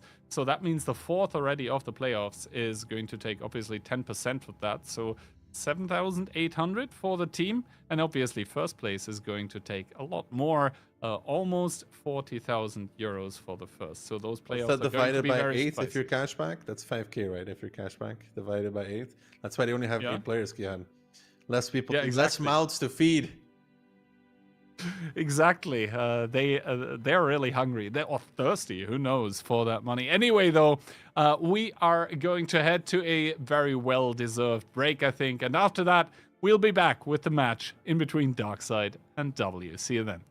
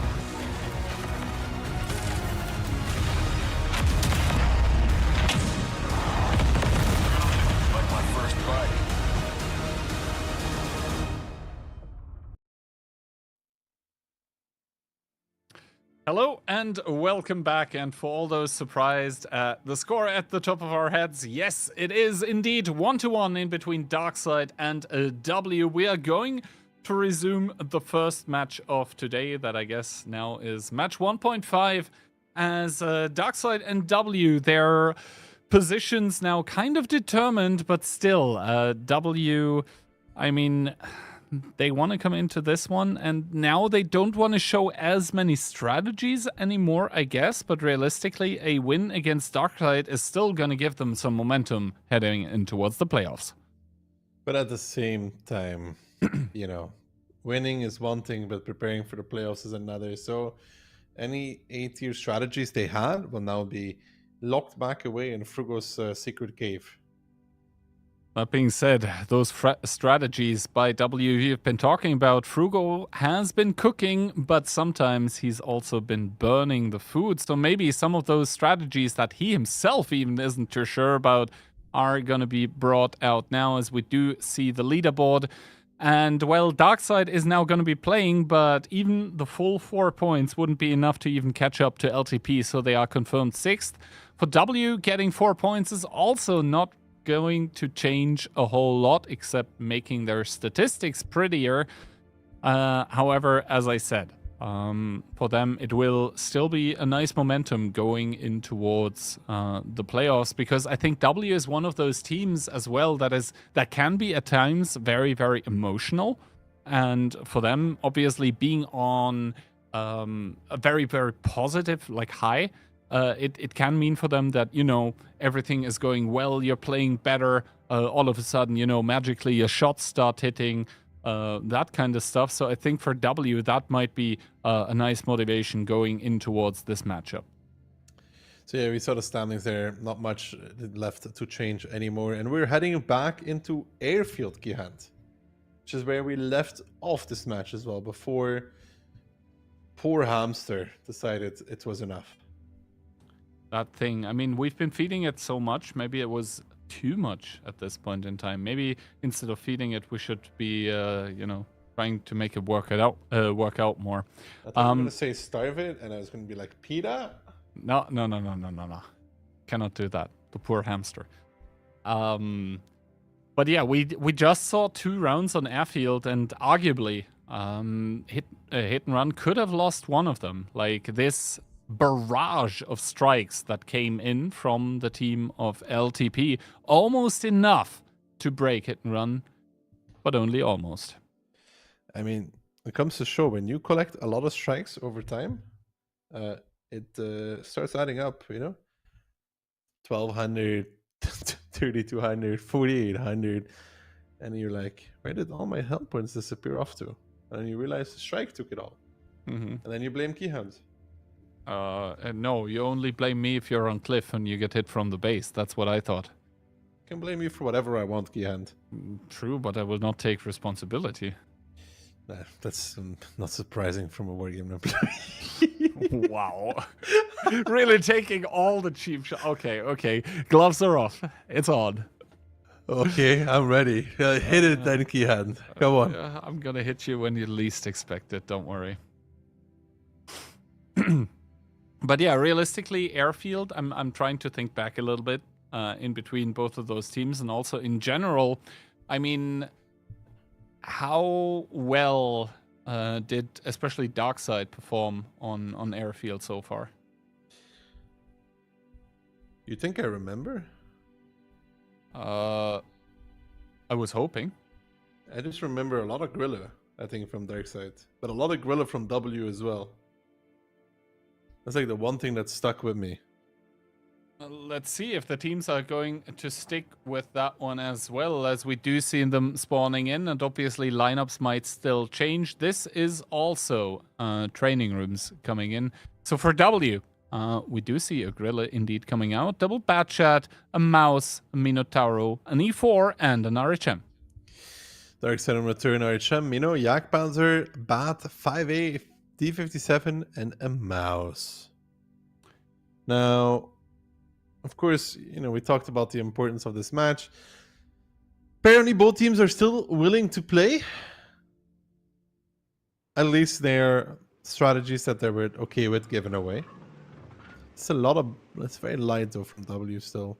Very light. I mean, also attention going to be on the 5A of Depressed. I think even Darkseid played that one before. He was on the balcony. He was trying to bring DPM to the fight where some other team tried pushing in towards him. That might have even been Bobbers, if memory serves correctly. Might be wrong on that one. But yeah, Jakufa indeed does see the 5A, and that is a big 1,000 plus connection in towards the 5A to start it off. Yeah, good shot there with the TD. You always have a shot on the guy taking balcony, unless it's like you have a bad spawn and they have a good spawn and it's something super fast. But heavies like this, yeah, -1k, so good start there from W. Neither Light really taking beeline in the beginning. You can see neither of the two teams too aggressive in the beginning. Just pretty defensive postures altogether. Not really looking for initial fight, but W so far just a little bit better. W with that slight edge. That being said, Darkseid now also with a shot of damage in towards Ios. I'm sorry, in that bad chat. Itox is playing the Minotauro. He's hold down, so he's not about to take a whole truck ton of damage just about yet.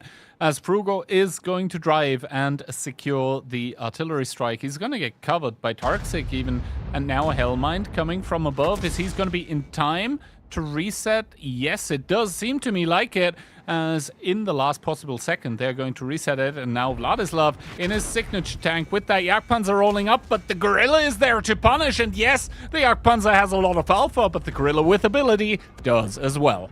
This repush doesn't make sense from Hellmind, knowing that there is a Gorilla, and more likely than not he will be covering the mouse either from the top or from A0, and he gets a shot against the mouse of Hellmine as well, who will fall. Vladislav might get a shot against the Gorilla in return. He does find one, but you know, they're never going to really be able to kill the Gorilla. So for W, could start, find a kill, take damage on the Gorilla, neglectable in the grand scheme of things. They start pressuring up there, RHM across the B line as well, and because of that, they're taking some pretty free real estate across the map.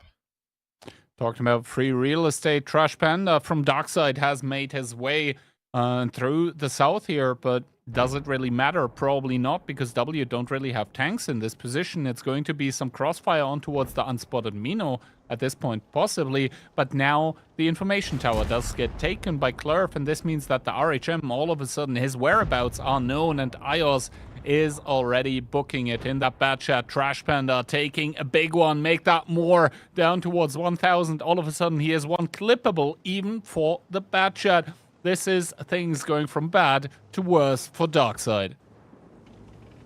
Down a gun, down 4,000 HP, down Trash Panda as well in a moment or two. That's HE from EOS. And then bad, I mean, yeah. Even the bad HE will bend if the RHM picks it up. 2 tanks down, W cruising in airfield number 1.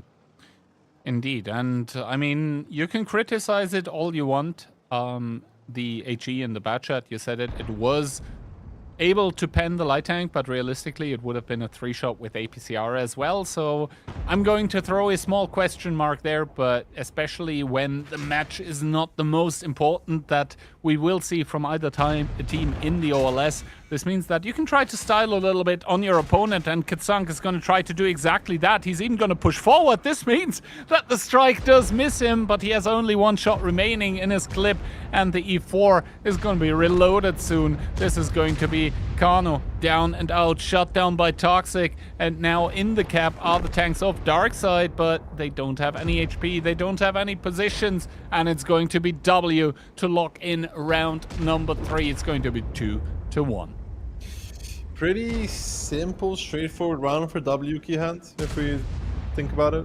I mean, that repush onto the strike, I don't think that works for Darkseid against the Gorilla, who's always going to be covering. So for them, it was a pretty freebie finding those 2 tanks, and as a result, they will also be winning this round very convincingly. Yeah, indeed. I mean, W playing a, I would say, fairly basic strat here, but sometimes just doing the basic stuff and doing that well is all you need to do. So good stuff by W, just capitalizing on the mistakes that Darkseid did, and I think, as you said, committing the mouse in towards the repush on towards the artillery strike was maybe not the best way to approach things. No, it wasn't, but you know, W is very happy with that. This is like the general rehearsal for what's about to come. for W. They, of course, like you said, they want to win because it's important for confidence. Yip yap for the playoffs. Jakefa with the gorilla padding his stats a little more, so he can probably always be like, guys, look, good gorilla player. I mean, he was at the red line basically the entire team, so the entire game. So you would expect him to deal a lot of damage. This is where he feels at home. And on the other side, I mean, things looking a little bit grim. Vladislav there on top, but for them, it was just falling apart before it even started. The 5A is obviously like a crucial DPM damage dealing tank. It immediately taking 1k. That also makes him possibly a point of interest for W when they do a push, if they choose to do so, because you always want to eliminate the tanks that have been softened up first. So around to forget, I think, for Darkside, and they'll be able to correct that one because now they are starting on east of Airfield, which arguably does offer more angles towards something like a Gorilla. I'm not sure. I think we've seen W play Gorilla from west as well, but we've established before, like, the east just has better angles for that sniper TD. Yeah, the east doesn't need to move around. The west needs to move to different angles to actually get shots. So, it's not that... But it's not that easy from the other side, as easy as it is from the east. But at the same time, you can still find angles from the west, Kihan. It's just like, it's just a lot of moving involved. That's why the east is comfy. You just go there, you sit there, you shoot there, and that's all you do. Yeah, and you deal damage, and after you end up winning the game on top damage, and you're like, look at him. It's... top damage, easy game. Why don't we play like this every day? But yeah, as you said, I think this is sort of the general rehearsal for W for the matches on Saturday and Sunday now. And to be honest, they better use it because what better training is there than actual tournament matches? Normally there's none better than that, Kihand. Normally speaking. I mean, but then again, you got to remember, neither of these two teams are playing full at this moment in time. It would be weird. It would be weird. Then again, last season, when I inquired a little bit more, when the Onslaught Enjoyer badges in the weekly tournaments were up for grabs, then apparently W played with OLS strats because they really wanted the badge. So who knows what is going on here as W are going to lock into round number 4. They want to get on match point. E100, double T57, one badge at 25T together with a 430U, Amino, and an RHM. Indeed, no Griller from West Airfield. Darkside in return, double BZ, double Mouse, double Bat, and a AX. We talked about the BZ extensively, right, Kihant? Not the greatest of fans of this. No. I think it's good for Cliff because the rocket boosters make you or enable you to get towards the middle of the map quickly, but here there is not really a big slope that you need to drive up in that BZ. They're going to get to the middle quickly, however. I guess that was their intended purpose, and now Darkside is going to drive with double Batcher through the south. That is a lot of firepower, very nimble firepower though. At that is going to get committed, and W, I mean, maybe they're smelling something, maybe they're being cautious, maybe they're just being focused somewhere else, but they don't really have any tank right now that is completely pushable for those bad shots, so for them it's kind of going okay, as Darkside are starting to cap, but now Dryas gets seen by Itox in that Minotauro. Clurf also lit for a second, but Dryas is gonna get saved. That is a long intro clip that you have in the Mino, and Brainbreaker, I mean, he's like, all right, 892, that should be one clip for me. Darks Jakefa pushing back up is going to go for the block on the cap. The BZs are going to be pushing past. They're just going to try and pick up this E100 as Dries is falling against Brainbreaker and Klurf. W will need to roll over the middle of the map. They no longer have any business to do with the BZs. Jakefa and Darks need to realize this. They need to kill the AX and the Bat, and you can see now that they're turning, but they're getting chased immediately by the Preston Hellmine with the BZs. The boosters, they're working out for their favor, but Vladislav is feeling the hurt, is feeling the pain as well as he's dropped rather low, rather quickly. Brainbreaker comes in from the other angle, shuts him down, and now Klurf joining, Itox joining as well. They find Kano, he will fall as well, and the AX and the BZs carry a lot of this HP together with those double mouses. That's why you're currently seeing Darkside keep on par with W in that regard, but the reality of the situation is a lot different. Frugo will fall, but EOS with the U, funny button activated, DPMing away, and the rest of the W tanks potentially not playing the cleanest of games as Klurf dies there, but still far ahead normally, just because the nature of the tanks that they have. Exactly, the 430U, that is exactly what you want to see in front of you. High HP Mousters to feast on. Brainbreaker demonstrating the boost on towards the balcony. Perfectly executed. He's going to be able to sidestep the Mouses or backstab them at this point, as Itox is going to reload in the clip, and that is going to shut down Depressed. 3 tanks remaining for the team of Darkside. Make that 2 as another Mouse falls, and now Ios, who's probably been shooting for the better part of a minute here, he isn't gonna stop another shot in towards the Mouse. He's gonna have reload advantage as well. 340 heat. That is more than enough pen for a Mouse that's out in the open, and this means that W are going to put themselves on match point. Yeah, good start there for W. 3-1, moving into... I don't remember what the last map was, Kiant. I will be able to tell you in a second. It's going to be Ensk. That will be played in between Darkside and W, the first one being Himmelsdorf, and should we get to it, it's going to be Studzianki. But yeah, Airfield, W's first pick, and it's going to work out for them. That was pretty convincing from them, but also, to be honest, I wasn't the biggest fan of the strategy from Darkside, because with W finding out, like, hey, those BZs are going to the cap, and then seeing the bat chat, they were like, all right, we blocked the cap with an E100 because they're not going to blast him. It's BZs and a Mouse. It's no DPM at all. He's going to survive for like at least 20-30 seconds, and that gives us more than enough time to just completely evaporate all the tanks around them. Then we have the angles, then we have the tanks, and then we win. So yeah, BZs, once again, not the biggest fan, and I think this battle shows why. They are still high up in the damage, but that is because they were non-factors to the outcome of the game. Brainbreaker 5.8, yeah, and the 430U 5.4. That's the tanks you want to have deal the damage. So good stuff from them, coming in, picking it up, making it work, and are able to find the win. Yeah. I mean, it was clean from W. I mean, you know, there was an attempt there from Darkside, but it doesn't work.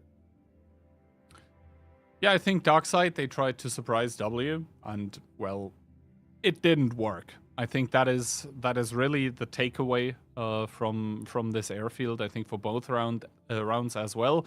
And this now means that we are going to take a trip. We are going to go to Ensk. And Ensk, I mean, Darkside, it is already known that we are not going to see them in playoffs, but for Ensk, that makes me a little bit sad, because Darkside so far were the team that refused to be meta slaves, especially Vladislav, pun not intended, was, continuously whipping out that Jagdpanzer E100, and also some Juggernaut TDs usually in the mix for Darkside. So they had kind of a different take on how to play Ensk, and not the most unsuccessful one. Well, the question is, Kihand, can Vladislav carry his team across the finish line in the Jagdpanzer 100? Because we at least know that tank is locked in. Well, thinking about it, it should better be Vladislav carrying, because the Jagdpanzer itself is a pretty heavy tank. So will he be able to do it? Not sure, because W, at least on airfield, have looked stronger, have looked like the team with the better reactions. And also the fact that we are talking about Vladislav and the Jagdpanzer specifically means that, it's been played quite a lot by them. And as the season, almost reaches its end here, this means that teams are going to analyze what, their opponents have played, and they're going to try and adapt, trying to overcome those possible situations. Also, thinking back, I think W were playing some interesting strategies on Ensk as well. I think double mouse and quintuple Fosh-B springs to mind. So I think Darkside are going to approach this one kind of carefully because, I mean, the 5 Fosh-Bs from W didn't win back then, but I wouldn't count it out. If those Fosh-Bs find like 3 opponents, they blow them up, and after that, it is a 4 versus 7, which you don't win if you're down. I mean, those Fosh-Bs are very potent, but too many of them is not the greatest thing either, because then everybody all of a sudden needs to, stay alive and bait and etc. So they're not opting for that this time either. They're opting for the W100, the E5, the AX, the 432, the Fosh-B, and the E4 as they change one of the tanks to another E100, so triple E100, and change one more to an E4. Pretty well-rounded lineup. Well, it's about to gain some weight here, quite literally, as all of a sudden it is triple E100, mouse 121 B430 and Fosh-B. Keep in mind, this is training rooms, so tanks might change up until the last second as they do for W. I give up with their lineup, so Darkside are going to come in with an E3 Ayak Panzer, triple Fosh-B 121B, and the mouse.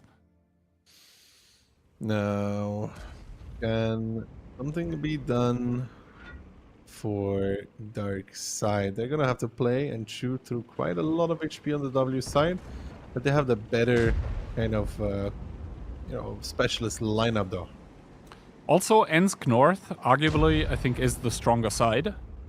So let's see. The triple Fosh-B is going to start coming in, and Jakofa and Ios probably don't like seeing that. That is 2 tier 10 mediums. Yes, they have more HP than in randoms, but the Fosh-Bs, they have better gun handling, and Jakofa about to feel the heat, about to feel the hurt, completely getting blown up. They're even ignoring him. They're like, all right, we got this one in the bag already, boys. And now the triple Fosh-B is going to turn around a little. 2 of them already on the long reload. Actually, only 1, as Trash Panda is going to try to hold the door against the re-pushing tanks of W. But I think, Ducky, the damage has been done, at least at this point in time. 5k up for Darkside. They find an opening.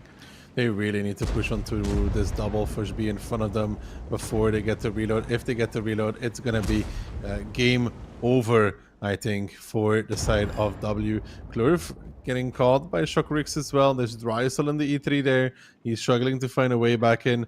But in return, W is struggling even more. Vladislav with the Akpanzer was holding them down, pinning them in that position, not allowing them to really do anything. Drys does make a shot go, but doesn't really do anything with that. Klur finds some connections, and now Hellmind and Trash Panda pushing up. They find Frugo, who's getting flanked even by Vladislav in that Jagdpanzer E100, who will put Darks in the grave. And the Fosh-B overload for Darkside will find success on the field there against Jakefa and Jakefa and Eos. And surprisingly, Keyhand, when they were so late at running away, they opted to still bail instead of making a shield for each other, which probably would be the better choice. Would be the better choice, but then at the end of the day, if we look at the scoreline here, I don't think it would make a big difference as Itox gets tracked, gets held. Something that we haven't really talked as much about anymore ever since the Juggernaut ability was nerfed a little bit is that still any shot to the tracks is gonna take it down. So even at the end of the game, if you want to farm some sweet assist damage and you have a high HP Juggernaut TD on ability, then you know you can just track it and get a lot of XP. Something maybe also for your Onslaught random queue games. But yeah, Darkside are going to find a way back in towards the match. They're going to make it 2-3, and that means that W, that looked like they were in smooth sailing territory, all of a sudden get surprised by this, Fosh-B attack on the field because, well, Darkside was doing a pretty good job of keeping those Fosh-Bs hidden. Yeah, initially, and then, the top Fosh-Bs are not top damage leader. That's the honor that Drys gets. But yeah, all around, this initial move was the one that put the Alpha in the nail immediately for W. Not escaping with the 1-1B. Not able to do a lot of damage to the Fosh-Bs either. So that's the biggest issue there. When they're reloading, you have to somehow push them. And they couldn't. Yeah, indeed. Because behind them, there was the Jagdpanzer. There were other tanks. And, the Jagdpanzer is like, all right, you're pushing my buddies. Well, hold a present for me, or 2. And that present has a diameter of 17 centimeters all of a sudden. So yeah. Good stuff from Darkside coming out on Ensk. It was north on Ensk, though, and as I alluded to before, Ensk North, arguably the favored side. Sides are going to be switched, so now W will have the pleasure of spawning exactly there. You think it's the better side? I think so, yeah. Okay, just through why? I mean, you can punish the cross if you destroy the wall. We also saw Ketzai, for example, with some pretty funky movement where the wall wasn't destroyed. He immediately booked it towards the points of interest in the city. After that, only the wall gets destroyed. So I think you're just able to punish the rotations in towards the city quicker. And also, I think you have the slightly safer positions on the field. At least that's what it feels like. Like on the outside field, I mean. You can draw back further. Okay, so what are we expecting in terms of lineups? I mean, some Forge Bs are definitely going to be in the mix. I think it's also not outrageous if I predict some super heavies, Mouses, E100s, something like that. Inspire Medium has been played a lot actually recently on Ensk by basically all teams that have played the map. So I would not be surprised if we see one on either team. Light tanks fallen a little bit out of meta, and then maybe a 430U. Not too many of those, and that's going to be it. Maybe a Juggernaut TD or two, but honestly, I think this is sort of what we can expect. So I want to see the 7 type 5 ski hand. Is that weird? That is... I think weird is probably too small of a word. But we don't kink shame here. It's okay. I mean, okay, 6 type 5s and a 1-1B. Yeah, well, Ducky maybe just wants a repeat of what happened last season. With some Type 5s being played. But it seems like none of those are going to be making an appearance. Still, though, W, well, I thought they were going to do it, but turns out the Stage 2 is going to stay in the garage. Instead, W are going to bring out the E100, the 705A, T57, 1 Cent AX, so not the 121B as Inspire Medium this time, and Triple Fosh B, and Hellmind might be onto something. Never mind. Was onto something, but not anymore. Triple Mouse, 1-1B, Double Force B, and a Yak Panzer for Darkside, ruining the funky hand, huh? Yeah, Hellmind more like Nevermind, as he also goes with the Force B. And now, let's see, I mean, we once again have Triple TD against Triple TD, although the 705A, obviously on Ensk, a very potent tank, we have seen it get absolute banger rounds on those rail positions. That being said, though, the Jagdpanzer on the opposing team is, I think, one of the very few tanks in the game that doesn't really care about the 705A armor in most cases. Immediately the city being taken over by W, while in return Darkside taking the field, both teams taking the info. They will find that there is this lonely Forge B in K1 though. We once saw Klurf 2v1 there. We'll need a similar repeat performance from Hellmine, but I think W sees what's happening in the middle of the map, and they may even attempt, it's a bit of ramming damage there, attempt to go and help Brainbreaker in this fight that he's currently in. Indeed, Brainbreaker with a good shot into the lower plate of the mouse, but is it really going to help him? That is the question. Yes, indeed, Itox does find the back of the mouse, but behind Kano, Vladislav, that is a lot of damage, and the mouse does ram kill him here, as both teams trying to scramble towards the fight. And now Depressed is going to get found. That is the Inspire Medium that is currently being attacked by Ios here. He seems to have more shots, and indeed the 1-1B does go down still, though. Darkside with 2,000 2,000 HP more. The T-57 of Toxic currently reloading the same for Clerf in that Forge B. Frugo unable to shut down the mouse. Jakufa with another good shot, but they're unable to take Shockerigs down right now. Ooh, Clerf very lucky to get around the corner there. Frugo was blocking a little bit and didn't allow him to go through that gap. Clerf then realizing, okay, I gotta keep going, went forward.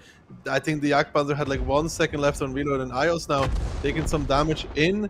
The Forge B will focus back up on towards Kano, who just now popped his ability. So Ios now out of his ability, will try to bait the round, try to extend his life as well, as Kano will now be out of ability as well, and is going to continue the chase. W, actually, even with that initial play from Itox coming back ahead in this one, and Ios is now going to pop his ability again, so going to be healing some of that back. He's currently, I think, by the looks of things, winning this fight. He'll come off reload second, but he'll have a strike as well.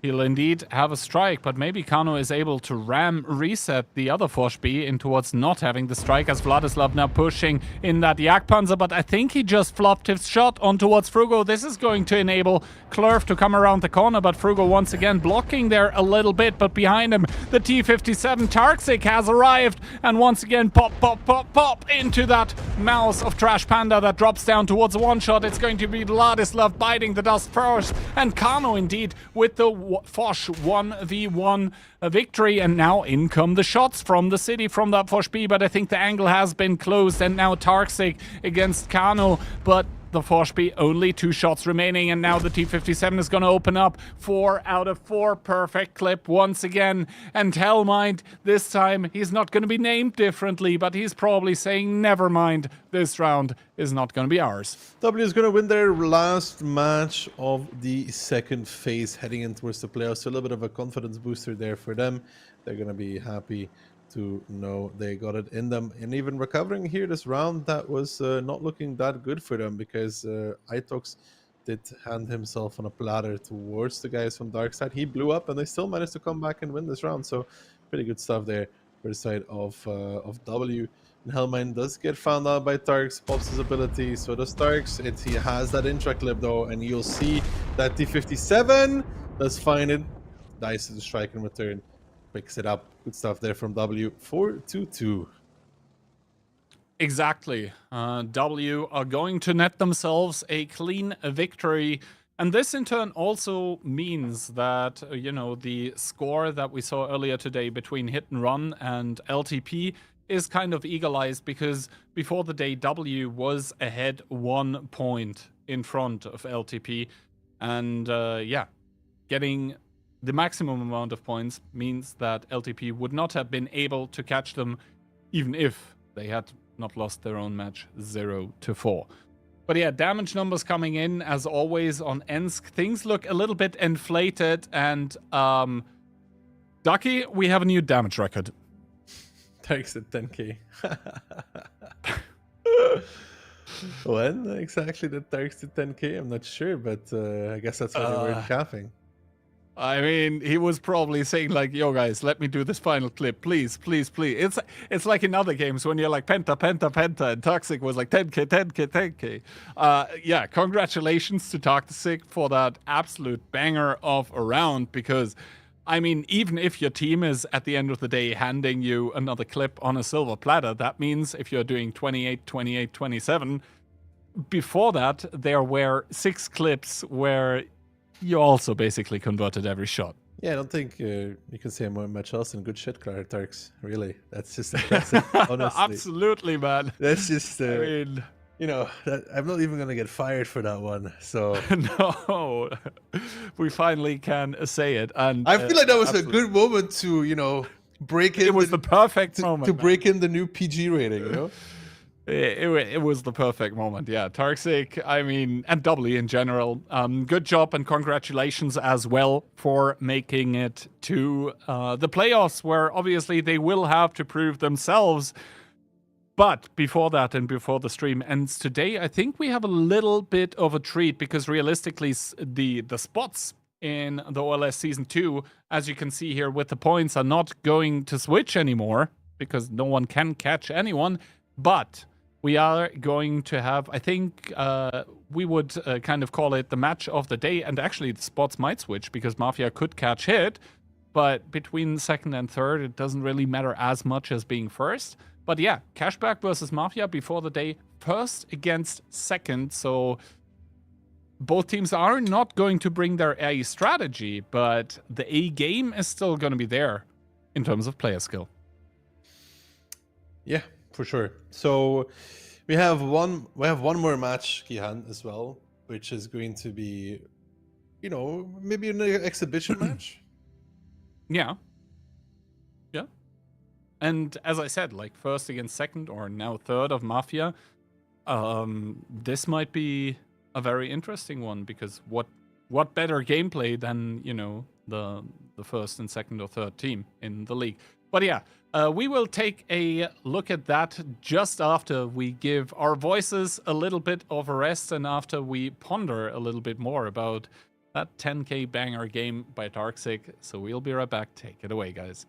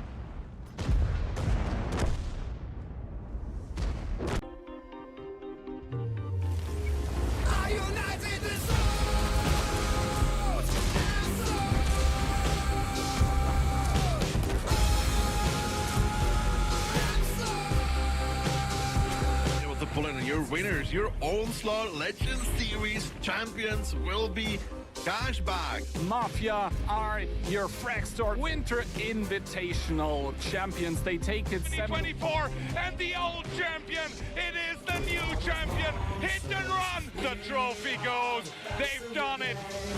Are united this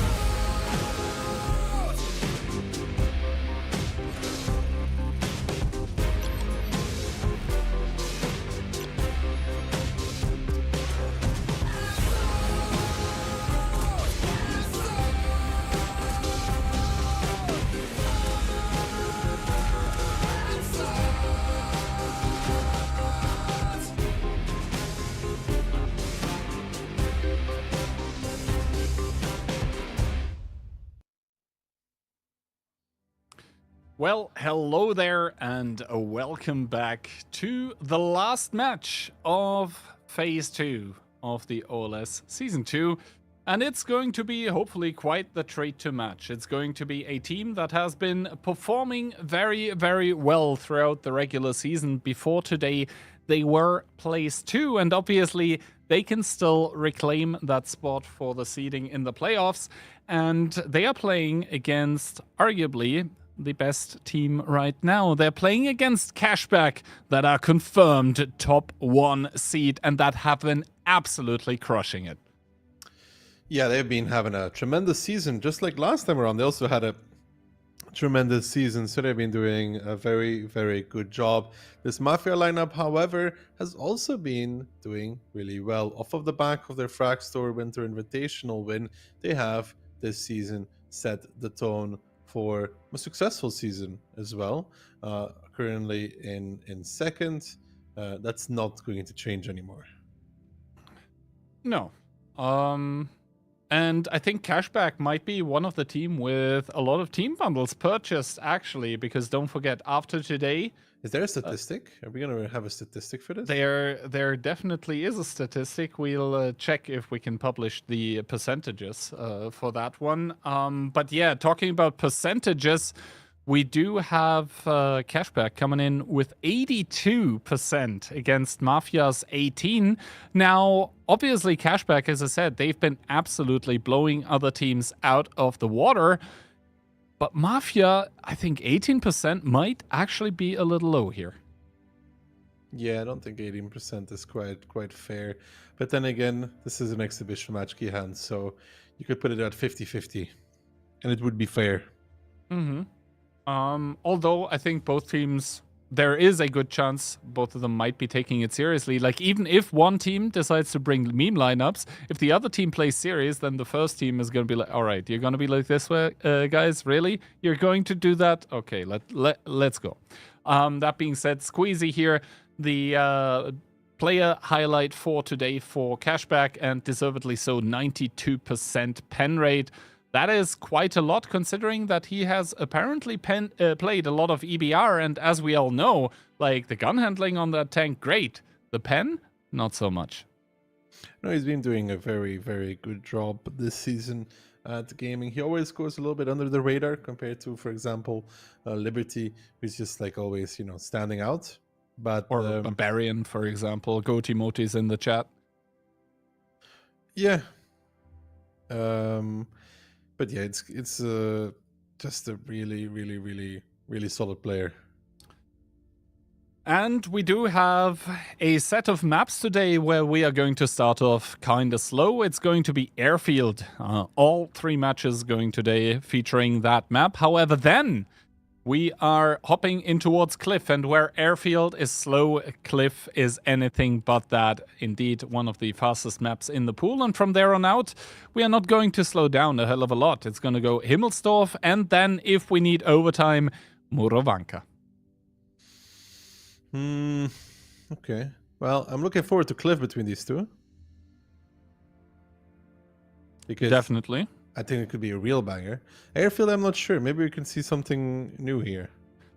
Or surprising. And as you said, as you were referring to, kind of exhibition match between arguably the 2 best teams of the regular season. Maybe we'll see something that they were, playing in trainings, but where they're not entirely sure if it's like going to work, if it isn't. So maybe for us, also the possibility to peek a little bit behind the curtains of what do the teams do when, they are allowed to have a little bit of fun. So Question is, will they have some fun, or will they just be all business? Huh? I mean, business casual maybe, just like us today. We'll see. By the way, what are you planning to wear for Sunday? Nothing, but I think anybody would let me. I mean, I got a few more. As long backed away. As long as you wear a shirt, like I'm okay. Everything else, like this is a free country. This is a free continent. I was talking about just nothing on the top, just like let it all out. Maybe some tape, That it's no longer bannable on Twitch anyway, Skihan. So can you stream in two categories, like two categories at the same time? It's like World Tanks Gone Wild. I don't know what's like in your mind. We really have to talk about these like weird fantasies that you got roaming in there, because that doesn't seem very normal. I think you need to talk to somebody. Get that sorted out, man. Well, anyway. It's well been time that somebody takes a good old professional look at you. But yeah, in between, like, issues? This man doesn't have any issues. He is the issue. Oh. But yeah. Been a great season, Kian, huh? It has indeed been a great season, and to be honest, like if we take a little retrospective, like after after phase 1, after like Borbers and Ping, shout out to both of them, after they got knocked out, I was a little bit afraid in like phase 2 that we would have kind of a boring phase 2, kind of a boring end to it, but then all of a sudden it got close again up until this last day now. So I am kind of very happy that we have this situation where things are decided like on the last day of phase 2, and I'm also happy to see like that we're growing in terms of prize pool. It's making it worth more for players. 100k next season. I mean, combined, I think we're almost there, right? If you also take the NA prize pool into account. Like that is another 15,000 on top, which would be like 14,500 euros with the conversion rate of today. Yeah.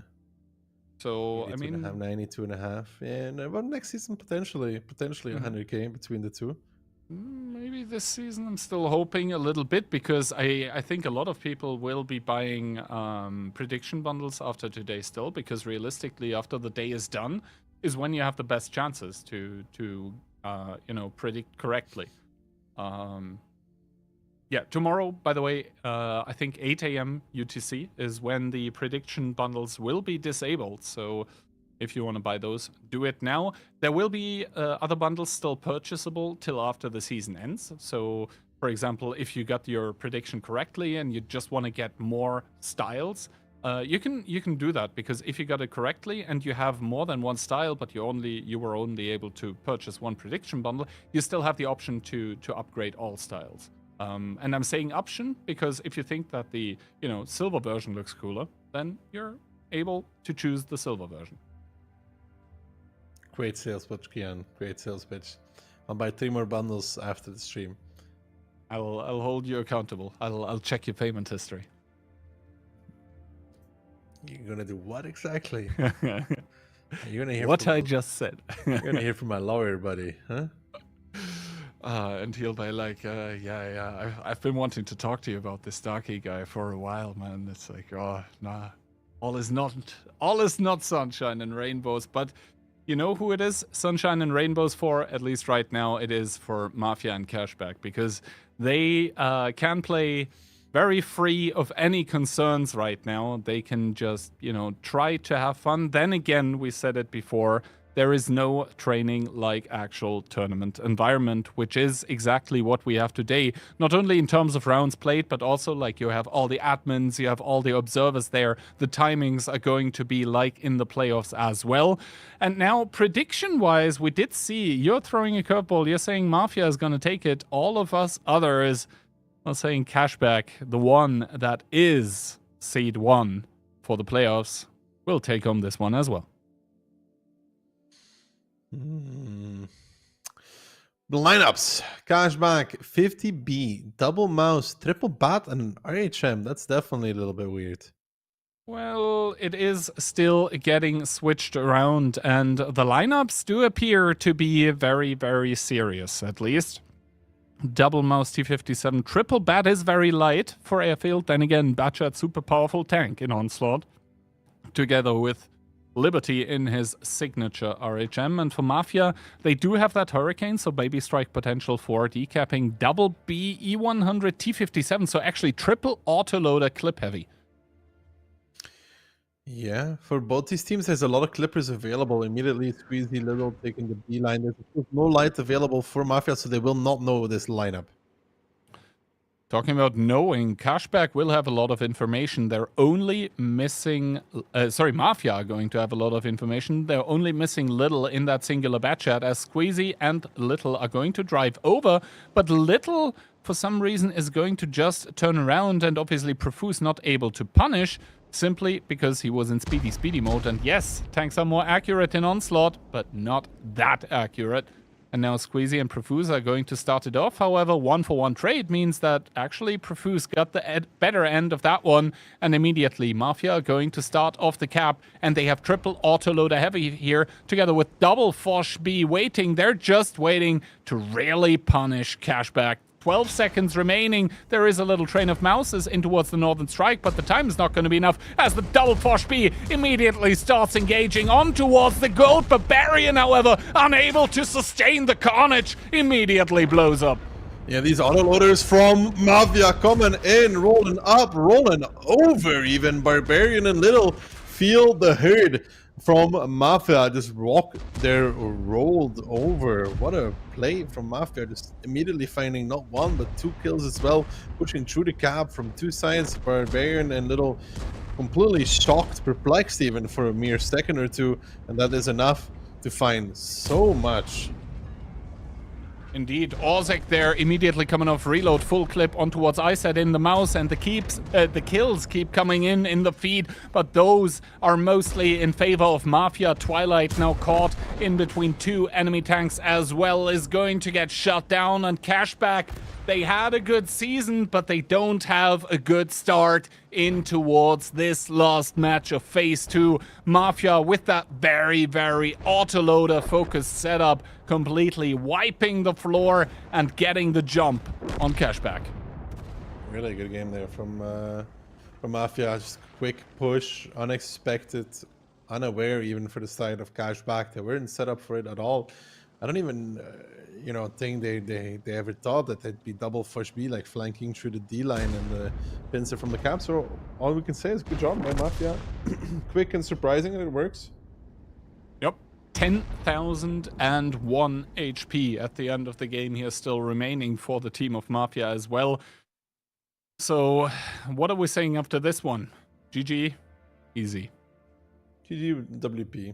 I mean, it's really, really good game from Mafia. Beautiful execution, finds so much success, killing the entire Cashback team basically in 30 seconds. Yeah. And I mean, even that T57 of Barbarian at the start, he was like, T57 activated ability, you're able to get out your shots quickly, but I'm not even sure if he got out his complete clip because he was blowing up so fast. Yeah, poor Barbarian. And the worst part is they were clipping into the Fosh Beast with ability. They healed back most of that. Then you lose a 57 and a bat for that. Yeah, so as it turns out, Barbarian actually able to get out those 4 shots. Perfect pen rate as well, but, it doesn't help when you're staring down the barrel of double Fosh B here. And even Conrad, who died, he got out his complete clip. YOLO was able to get out 2 clips, and you can just see the damage distribution actually fairly even across the team of Mafia, and that just means that Mafia were able to get all of the tanks in towards the fight at the same time. Everyone was contributing, everyone was shooting, sharing HP. That is essentially an Onslaught, when push comes to shove, the ideal scenario. Like, you want to have everyone there, and ideally the enemy team doesn't. I mean, there was definitely 7 tanks involved in the fight, and it also helps that Cashback has this squishy-ish lineup with that light, with those bad shots. They tend to explode really quickly. Yeah, I think on the outside there, we saw the bad shot of Cashback, like, even caught out. He had to move after he clipped in towards the heavy tanks. Then the CS started coming, and the bad shot was like, all right, I cannot stay here. But that only made him shootable for the super heavy tanks of Mafia that were, you know, contesting the strike at that point in time. So all in all, a very quick round, and Mafia getting a surprise opening, which they converted beautifully. What will round 2 of Verifield bring us? Some more, yeah, in phase 1, this was a very close affair. I mean, we have arguably the 2 best teams here of both phases playing against each other, and the fact that it did go to tiebreaker and it went Cashback's way just underlines that both of those have been rivals essentially from the get-go, from the start of OLS Season 2. So I think no better way to end it on a duel in between both of those, as we are probably getting ready for round number 2 on Airfield. And I can't wait to see the lineups, because this first round, I mean, not so great for Cashback, but it was really nice to see that, you know, even Airfield has opportunities to be played quickly. I mean, it depends on what they're playing. I'm just curious. This is the time to test some stuff. Cashback, however, looked to be fallen back. Good old reliable E100 double mouse T57 AX push B and an EBR 105. And for Mafia, only 2 super heavies, double mouse, double T57, a 1-to-1B Minotauro, and an RHM. So interestingly enough, both tanks with the Inspire medium.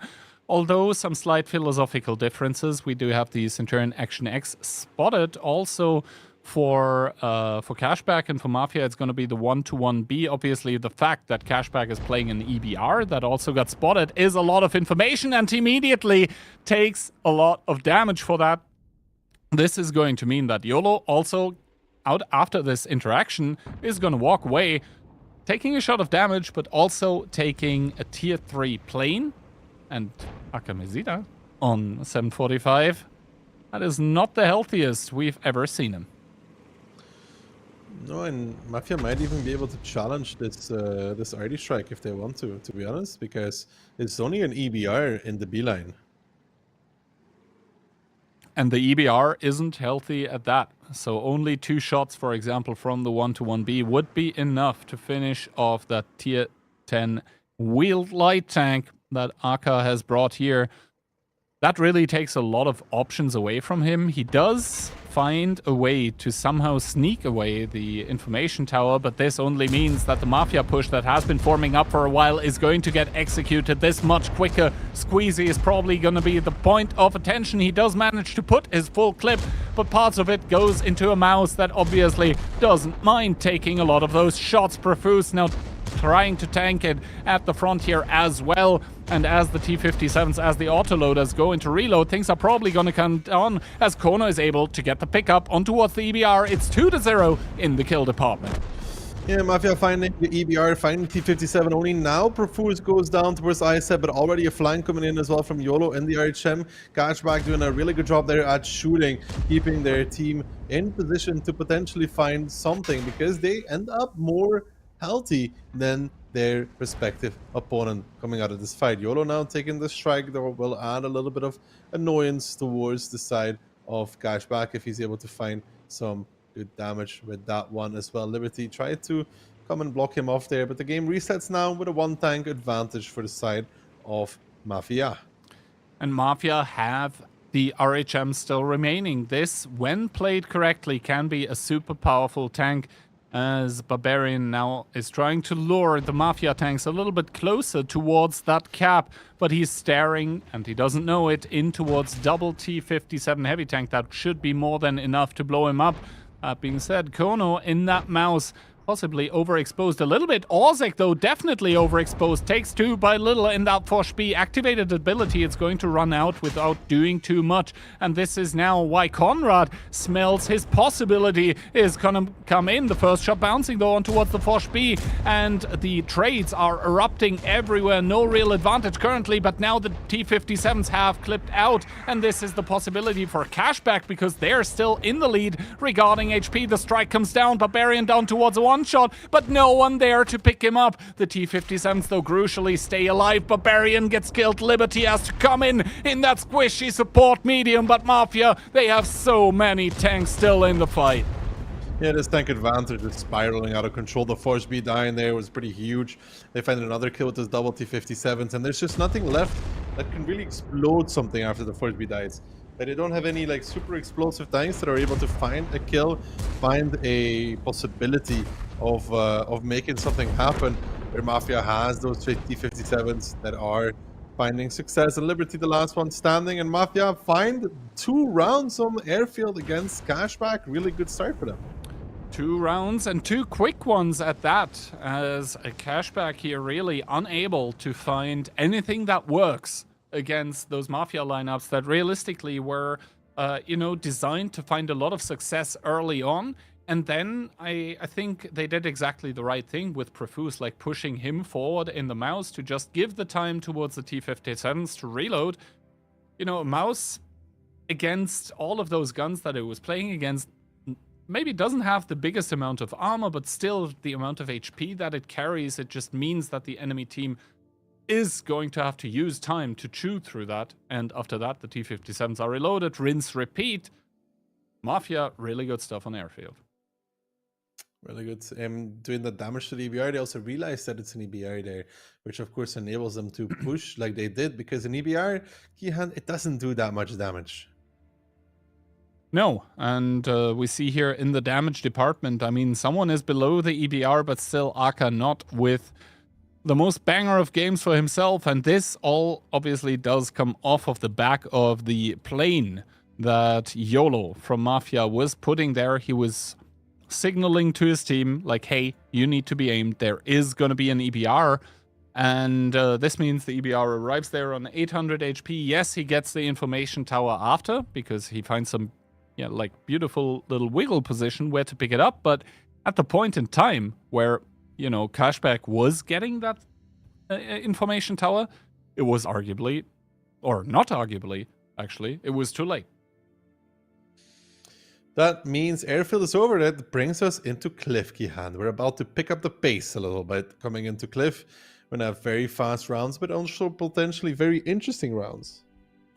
Yeah, so far on Cliff, we've seen a lot of different approaches by the teams as to how it's being played. We saw BZs, we saw lineups completely consisting of mediums and light tanks, so sometimes clip autoloaders like 50Bs, Force Bs even sometimes.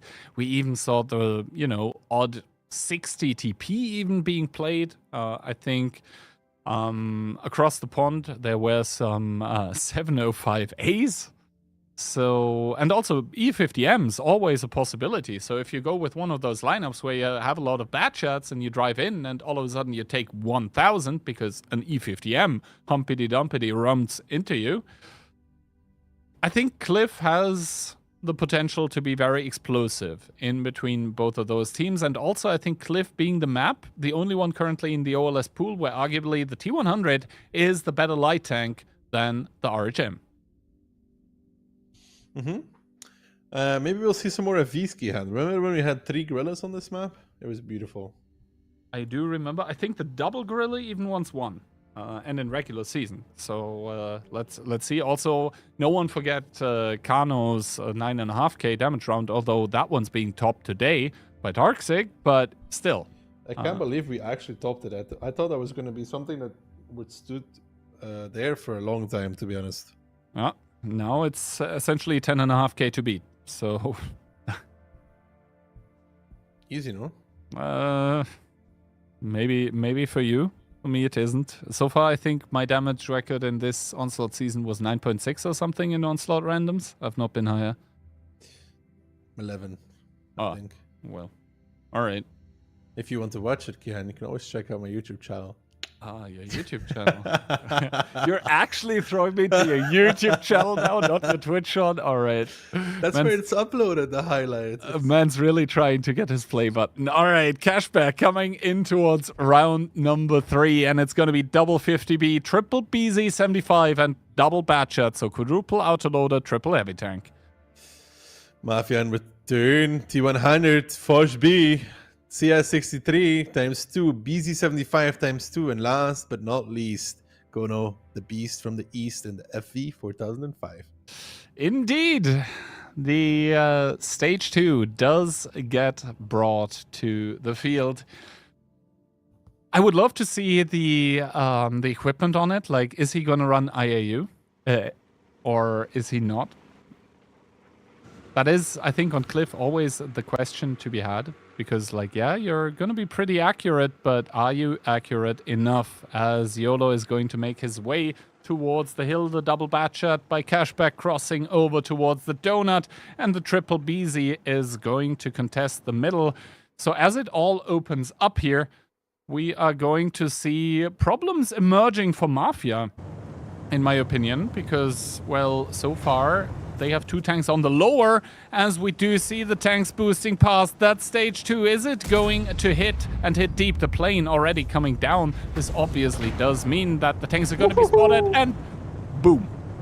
Big boom. Minus 1700 on the Barbarian. The CS63 is already behind as well. Conrad and YOLO picking up Barbarian, and Mafia counter playing Cashback to the absolute extreme here. They are trying to make a play with the double Batchat now on towards the CS63s, and that's where Mafia needs to be ready and waiting, and already starting to do some damage towards them. Conrad and Marcel in a lot of trouble here. They're focusing on the hill, however, but now Mafia coming back into 1-2 line as well with their Forge B pushing on, and YOLO on the hill doing a very good job at picking up guns. He already picked up one together. Ooh, that BZ does get healed. Stays alive for a second. YOLO now realizing, uh-oh, I'm in trouble. Takes 2 from the BZs.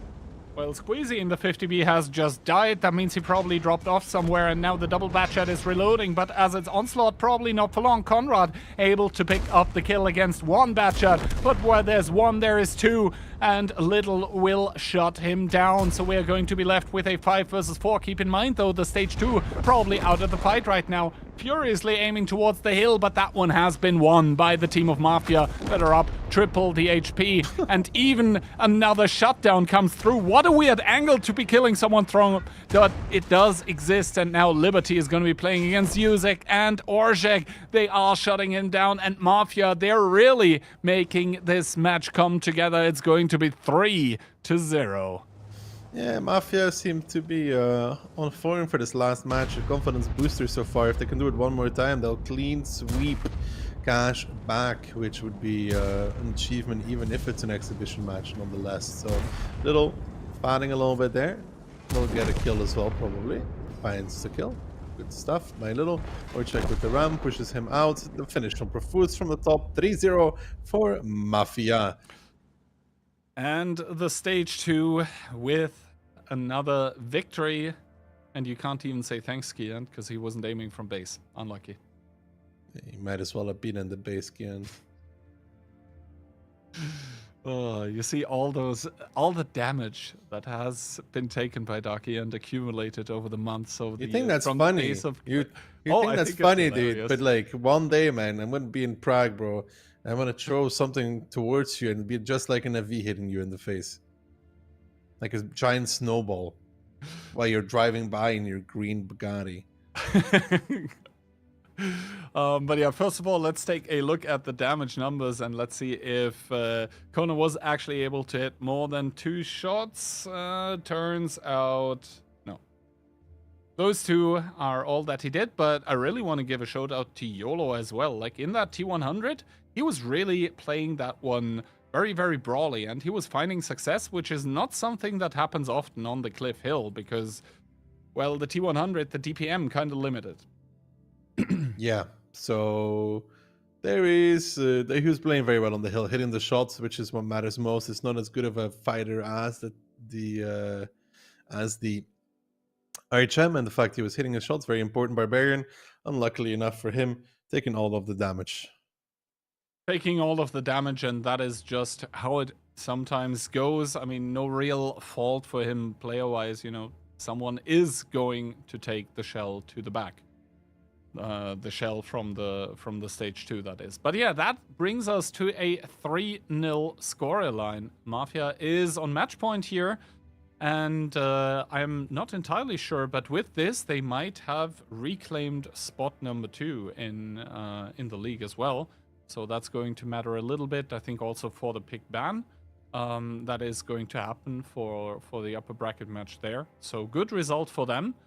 And I mean, for Cashback, yeah, you're confirmed first, but you don't want to go out like this. You don't want to head into playoffs after realistically just, you know, just completely getting defeated with no signs of life. I mean, depends on how much they really care about this match, Kihand, to be honest. If they care a decent amount, then yeah, it's not very great. If they do not, then it's whatever at the same time. You know what I'm saying? Yeah. We'll see. I think the fourth round is not far out. So possibly it's already gonna be the last one of the match, crazily enough. But yeah, a team like Mafia, if you don't bring like 100% motivation, then this is absolutely what they will do.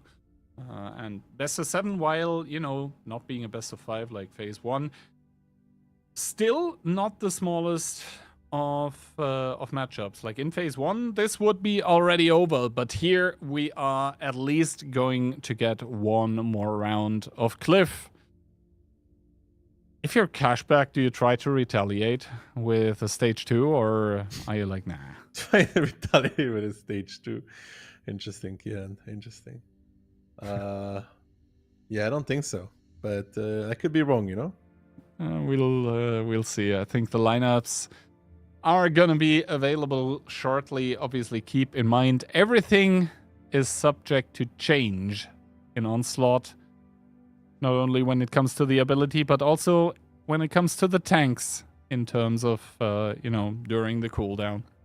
And Cashback, now fighting against that match point, I'm pretty sure they would be happy to at least pick up 1 point here, and they're gonna be doing so possibly with double 50B, double BZ75, singular batch at 1 CS63, and an RHM.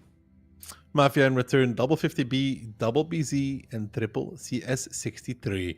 So again, Liberty's plan in the beginning will be very important this time around. Yeah. Also, I'm not the biggest fan of those lineups with a lot of CS tanks.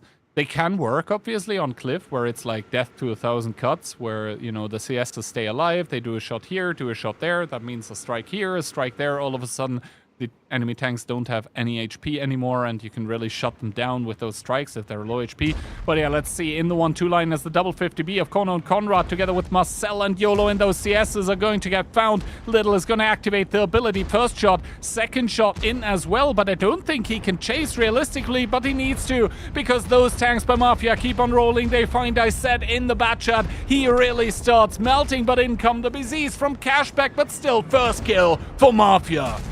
Can they get more, though? That's the question. They're up HP, they're up in the gun department. Kono does not make it out from that engagement on 1-2 line, though. We reset now into a 1-2 middle fight, and Cashback now realizing that something needs to happen here, trying to make a play. They're getting, however, locked into this 1-2 line. Mafia just realizing, hey, we control the middle of the map. That's really all we need in a game like this.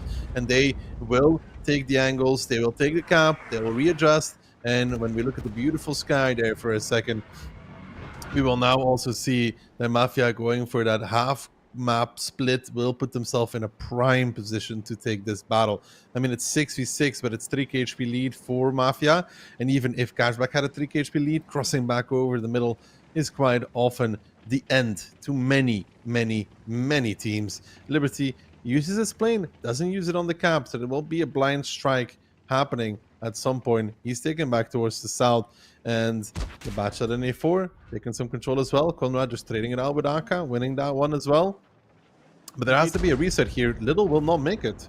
The reset does come through here by Liberty, who does get found on the other side of the map, though, and does get blown up. Orzhek with the shutdown. Once again, Cashback is going to be in the lead when it comes to the tanks, and now the strike not enough to remove YOLO from the table here, and I think Conrad now is going to maybe be a little bit early with that 50B, but now he has called backup. In comes the cavalry, the Polish hussars arriving. Little probably the next one down to the grave. Aka getting rammed, and Mafia are going to do something that probably other teams would have deemed impossible. It is going to be the clean sweep, 4-0.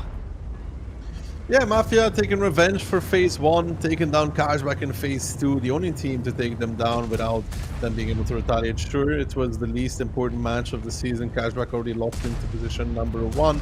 But of course, losing 4-0 is not a nice feeling, no matter what. Even if you're trolling, you can lie and smile through all the tears, like we don't care. But you know that at least one person on the team is probably not too happy with what has came to be here. Squeezy just taking a few mini strikes as somebody from Mafia needs to go lock in the final result. And it will be Marcel to do so. 4-0 for Mafia. Great result there for them. Good prep, good warm-up for the playoffs. Yeah, I think Mafia are going to be happy with this one, also securing second place once again in the league. So the standings after days and weeks of playing are going to be final. We're obviously going to be displaying them as soon.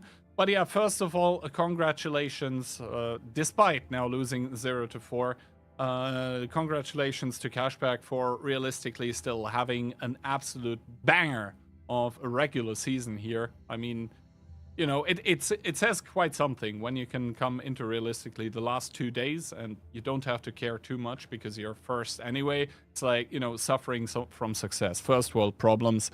And yeah, Orzhek is gonna lock in top damage here in this 4th round in between the two of them.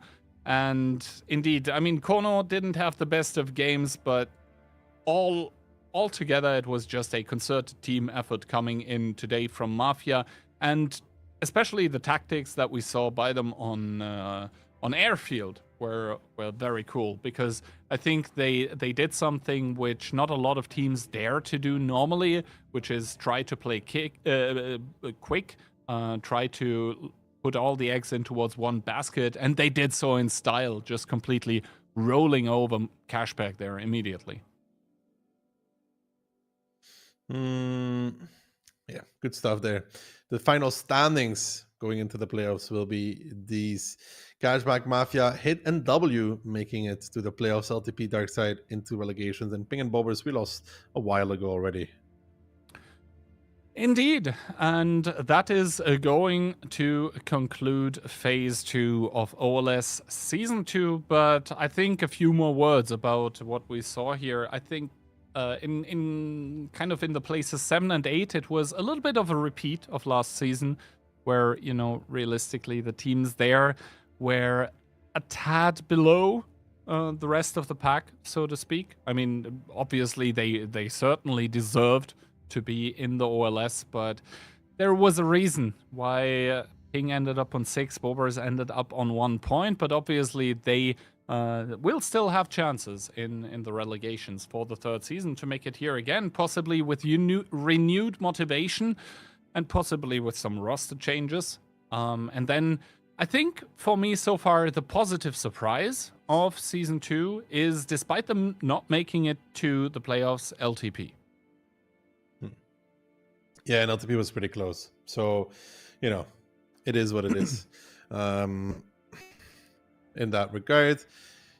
Now we're getting to get into the real nitty-gritty, the playoffs key hand, which will be happening on Saturday and Sunday, including the NA finals as well. So across the pond, lots of World of Tanks action, lots of best of 9s, lots of best of How many best of 13s do we have? Is it 2? I think it's best of 11s for the grand Best of finals. 11s? Best of 11s. Okay, I thought it was best of 13s. Unlucky. It's not going to be the absolute marathon that we had in China, but still best of 11, super long match. That being said, though, token earnings, you can see the calendar in front of you. And that leads me into one very important point as well. Pretty soon after the OLS ends, which is after Sunday, the point shop is going to become unavailable. So after Sunday, if you haven't started doing so yet, do indeed spend your tokens, guys, because I think there is a lot of awesome stuff that you can get in the token store. Depending on what you might need most on your account. Personally, I'm a big fan of 3D styles, but, maybe a few credits saved with those kits are more your cup of tea. That depends on what you need on your account, of course. Make your choice wisely. Once you have decided, you cannot bring it back no more, of course. But yeah, what a banger day. I think that we have the best 4 teams in the playoffs as well. We're going to have a lot of action coming your way on Saturday and Sunday. But for today, I don't think Jihan has anything left to say. So we will take it away. But have a wonderful day and see you all on Saturday and Sunday for the playoffs. Onslaught Legends Series Season 2 is here. And you can make it truly special for participants and yourself. Boost the prize pool by predicting with team bundles. If your team wins, you can upgrade the included style to a shiny golden version. Contribute now.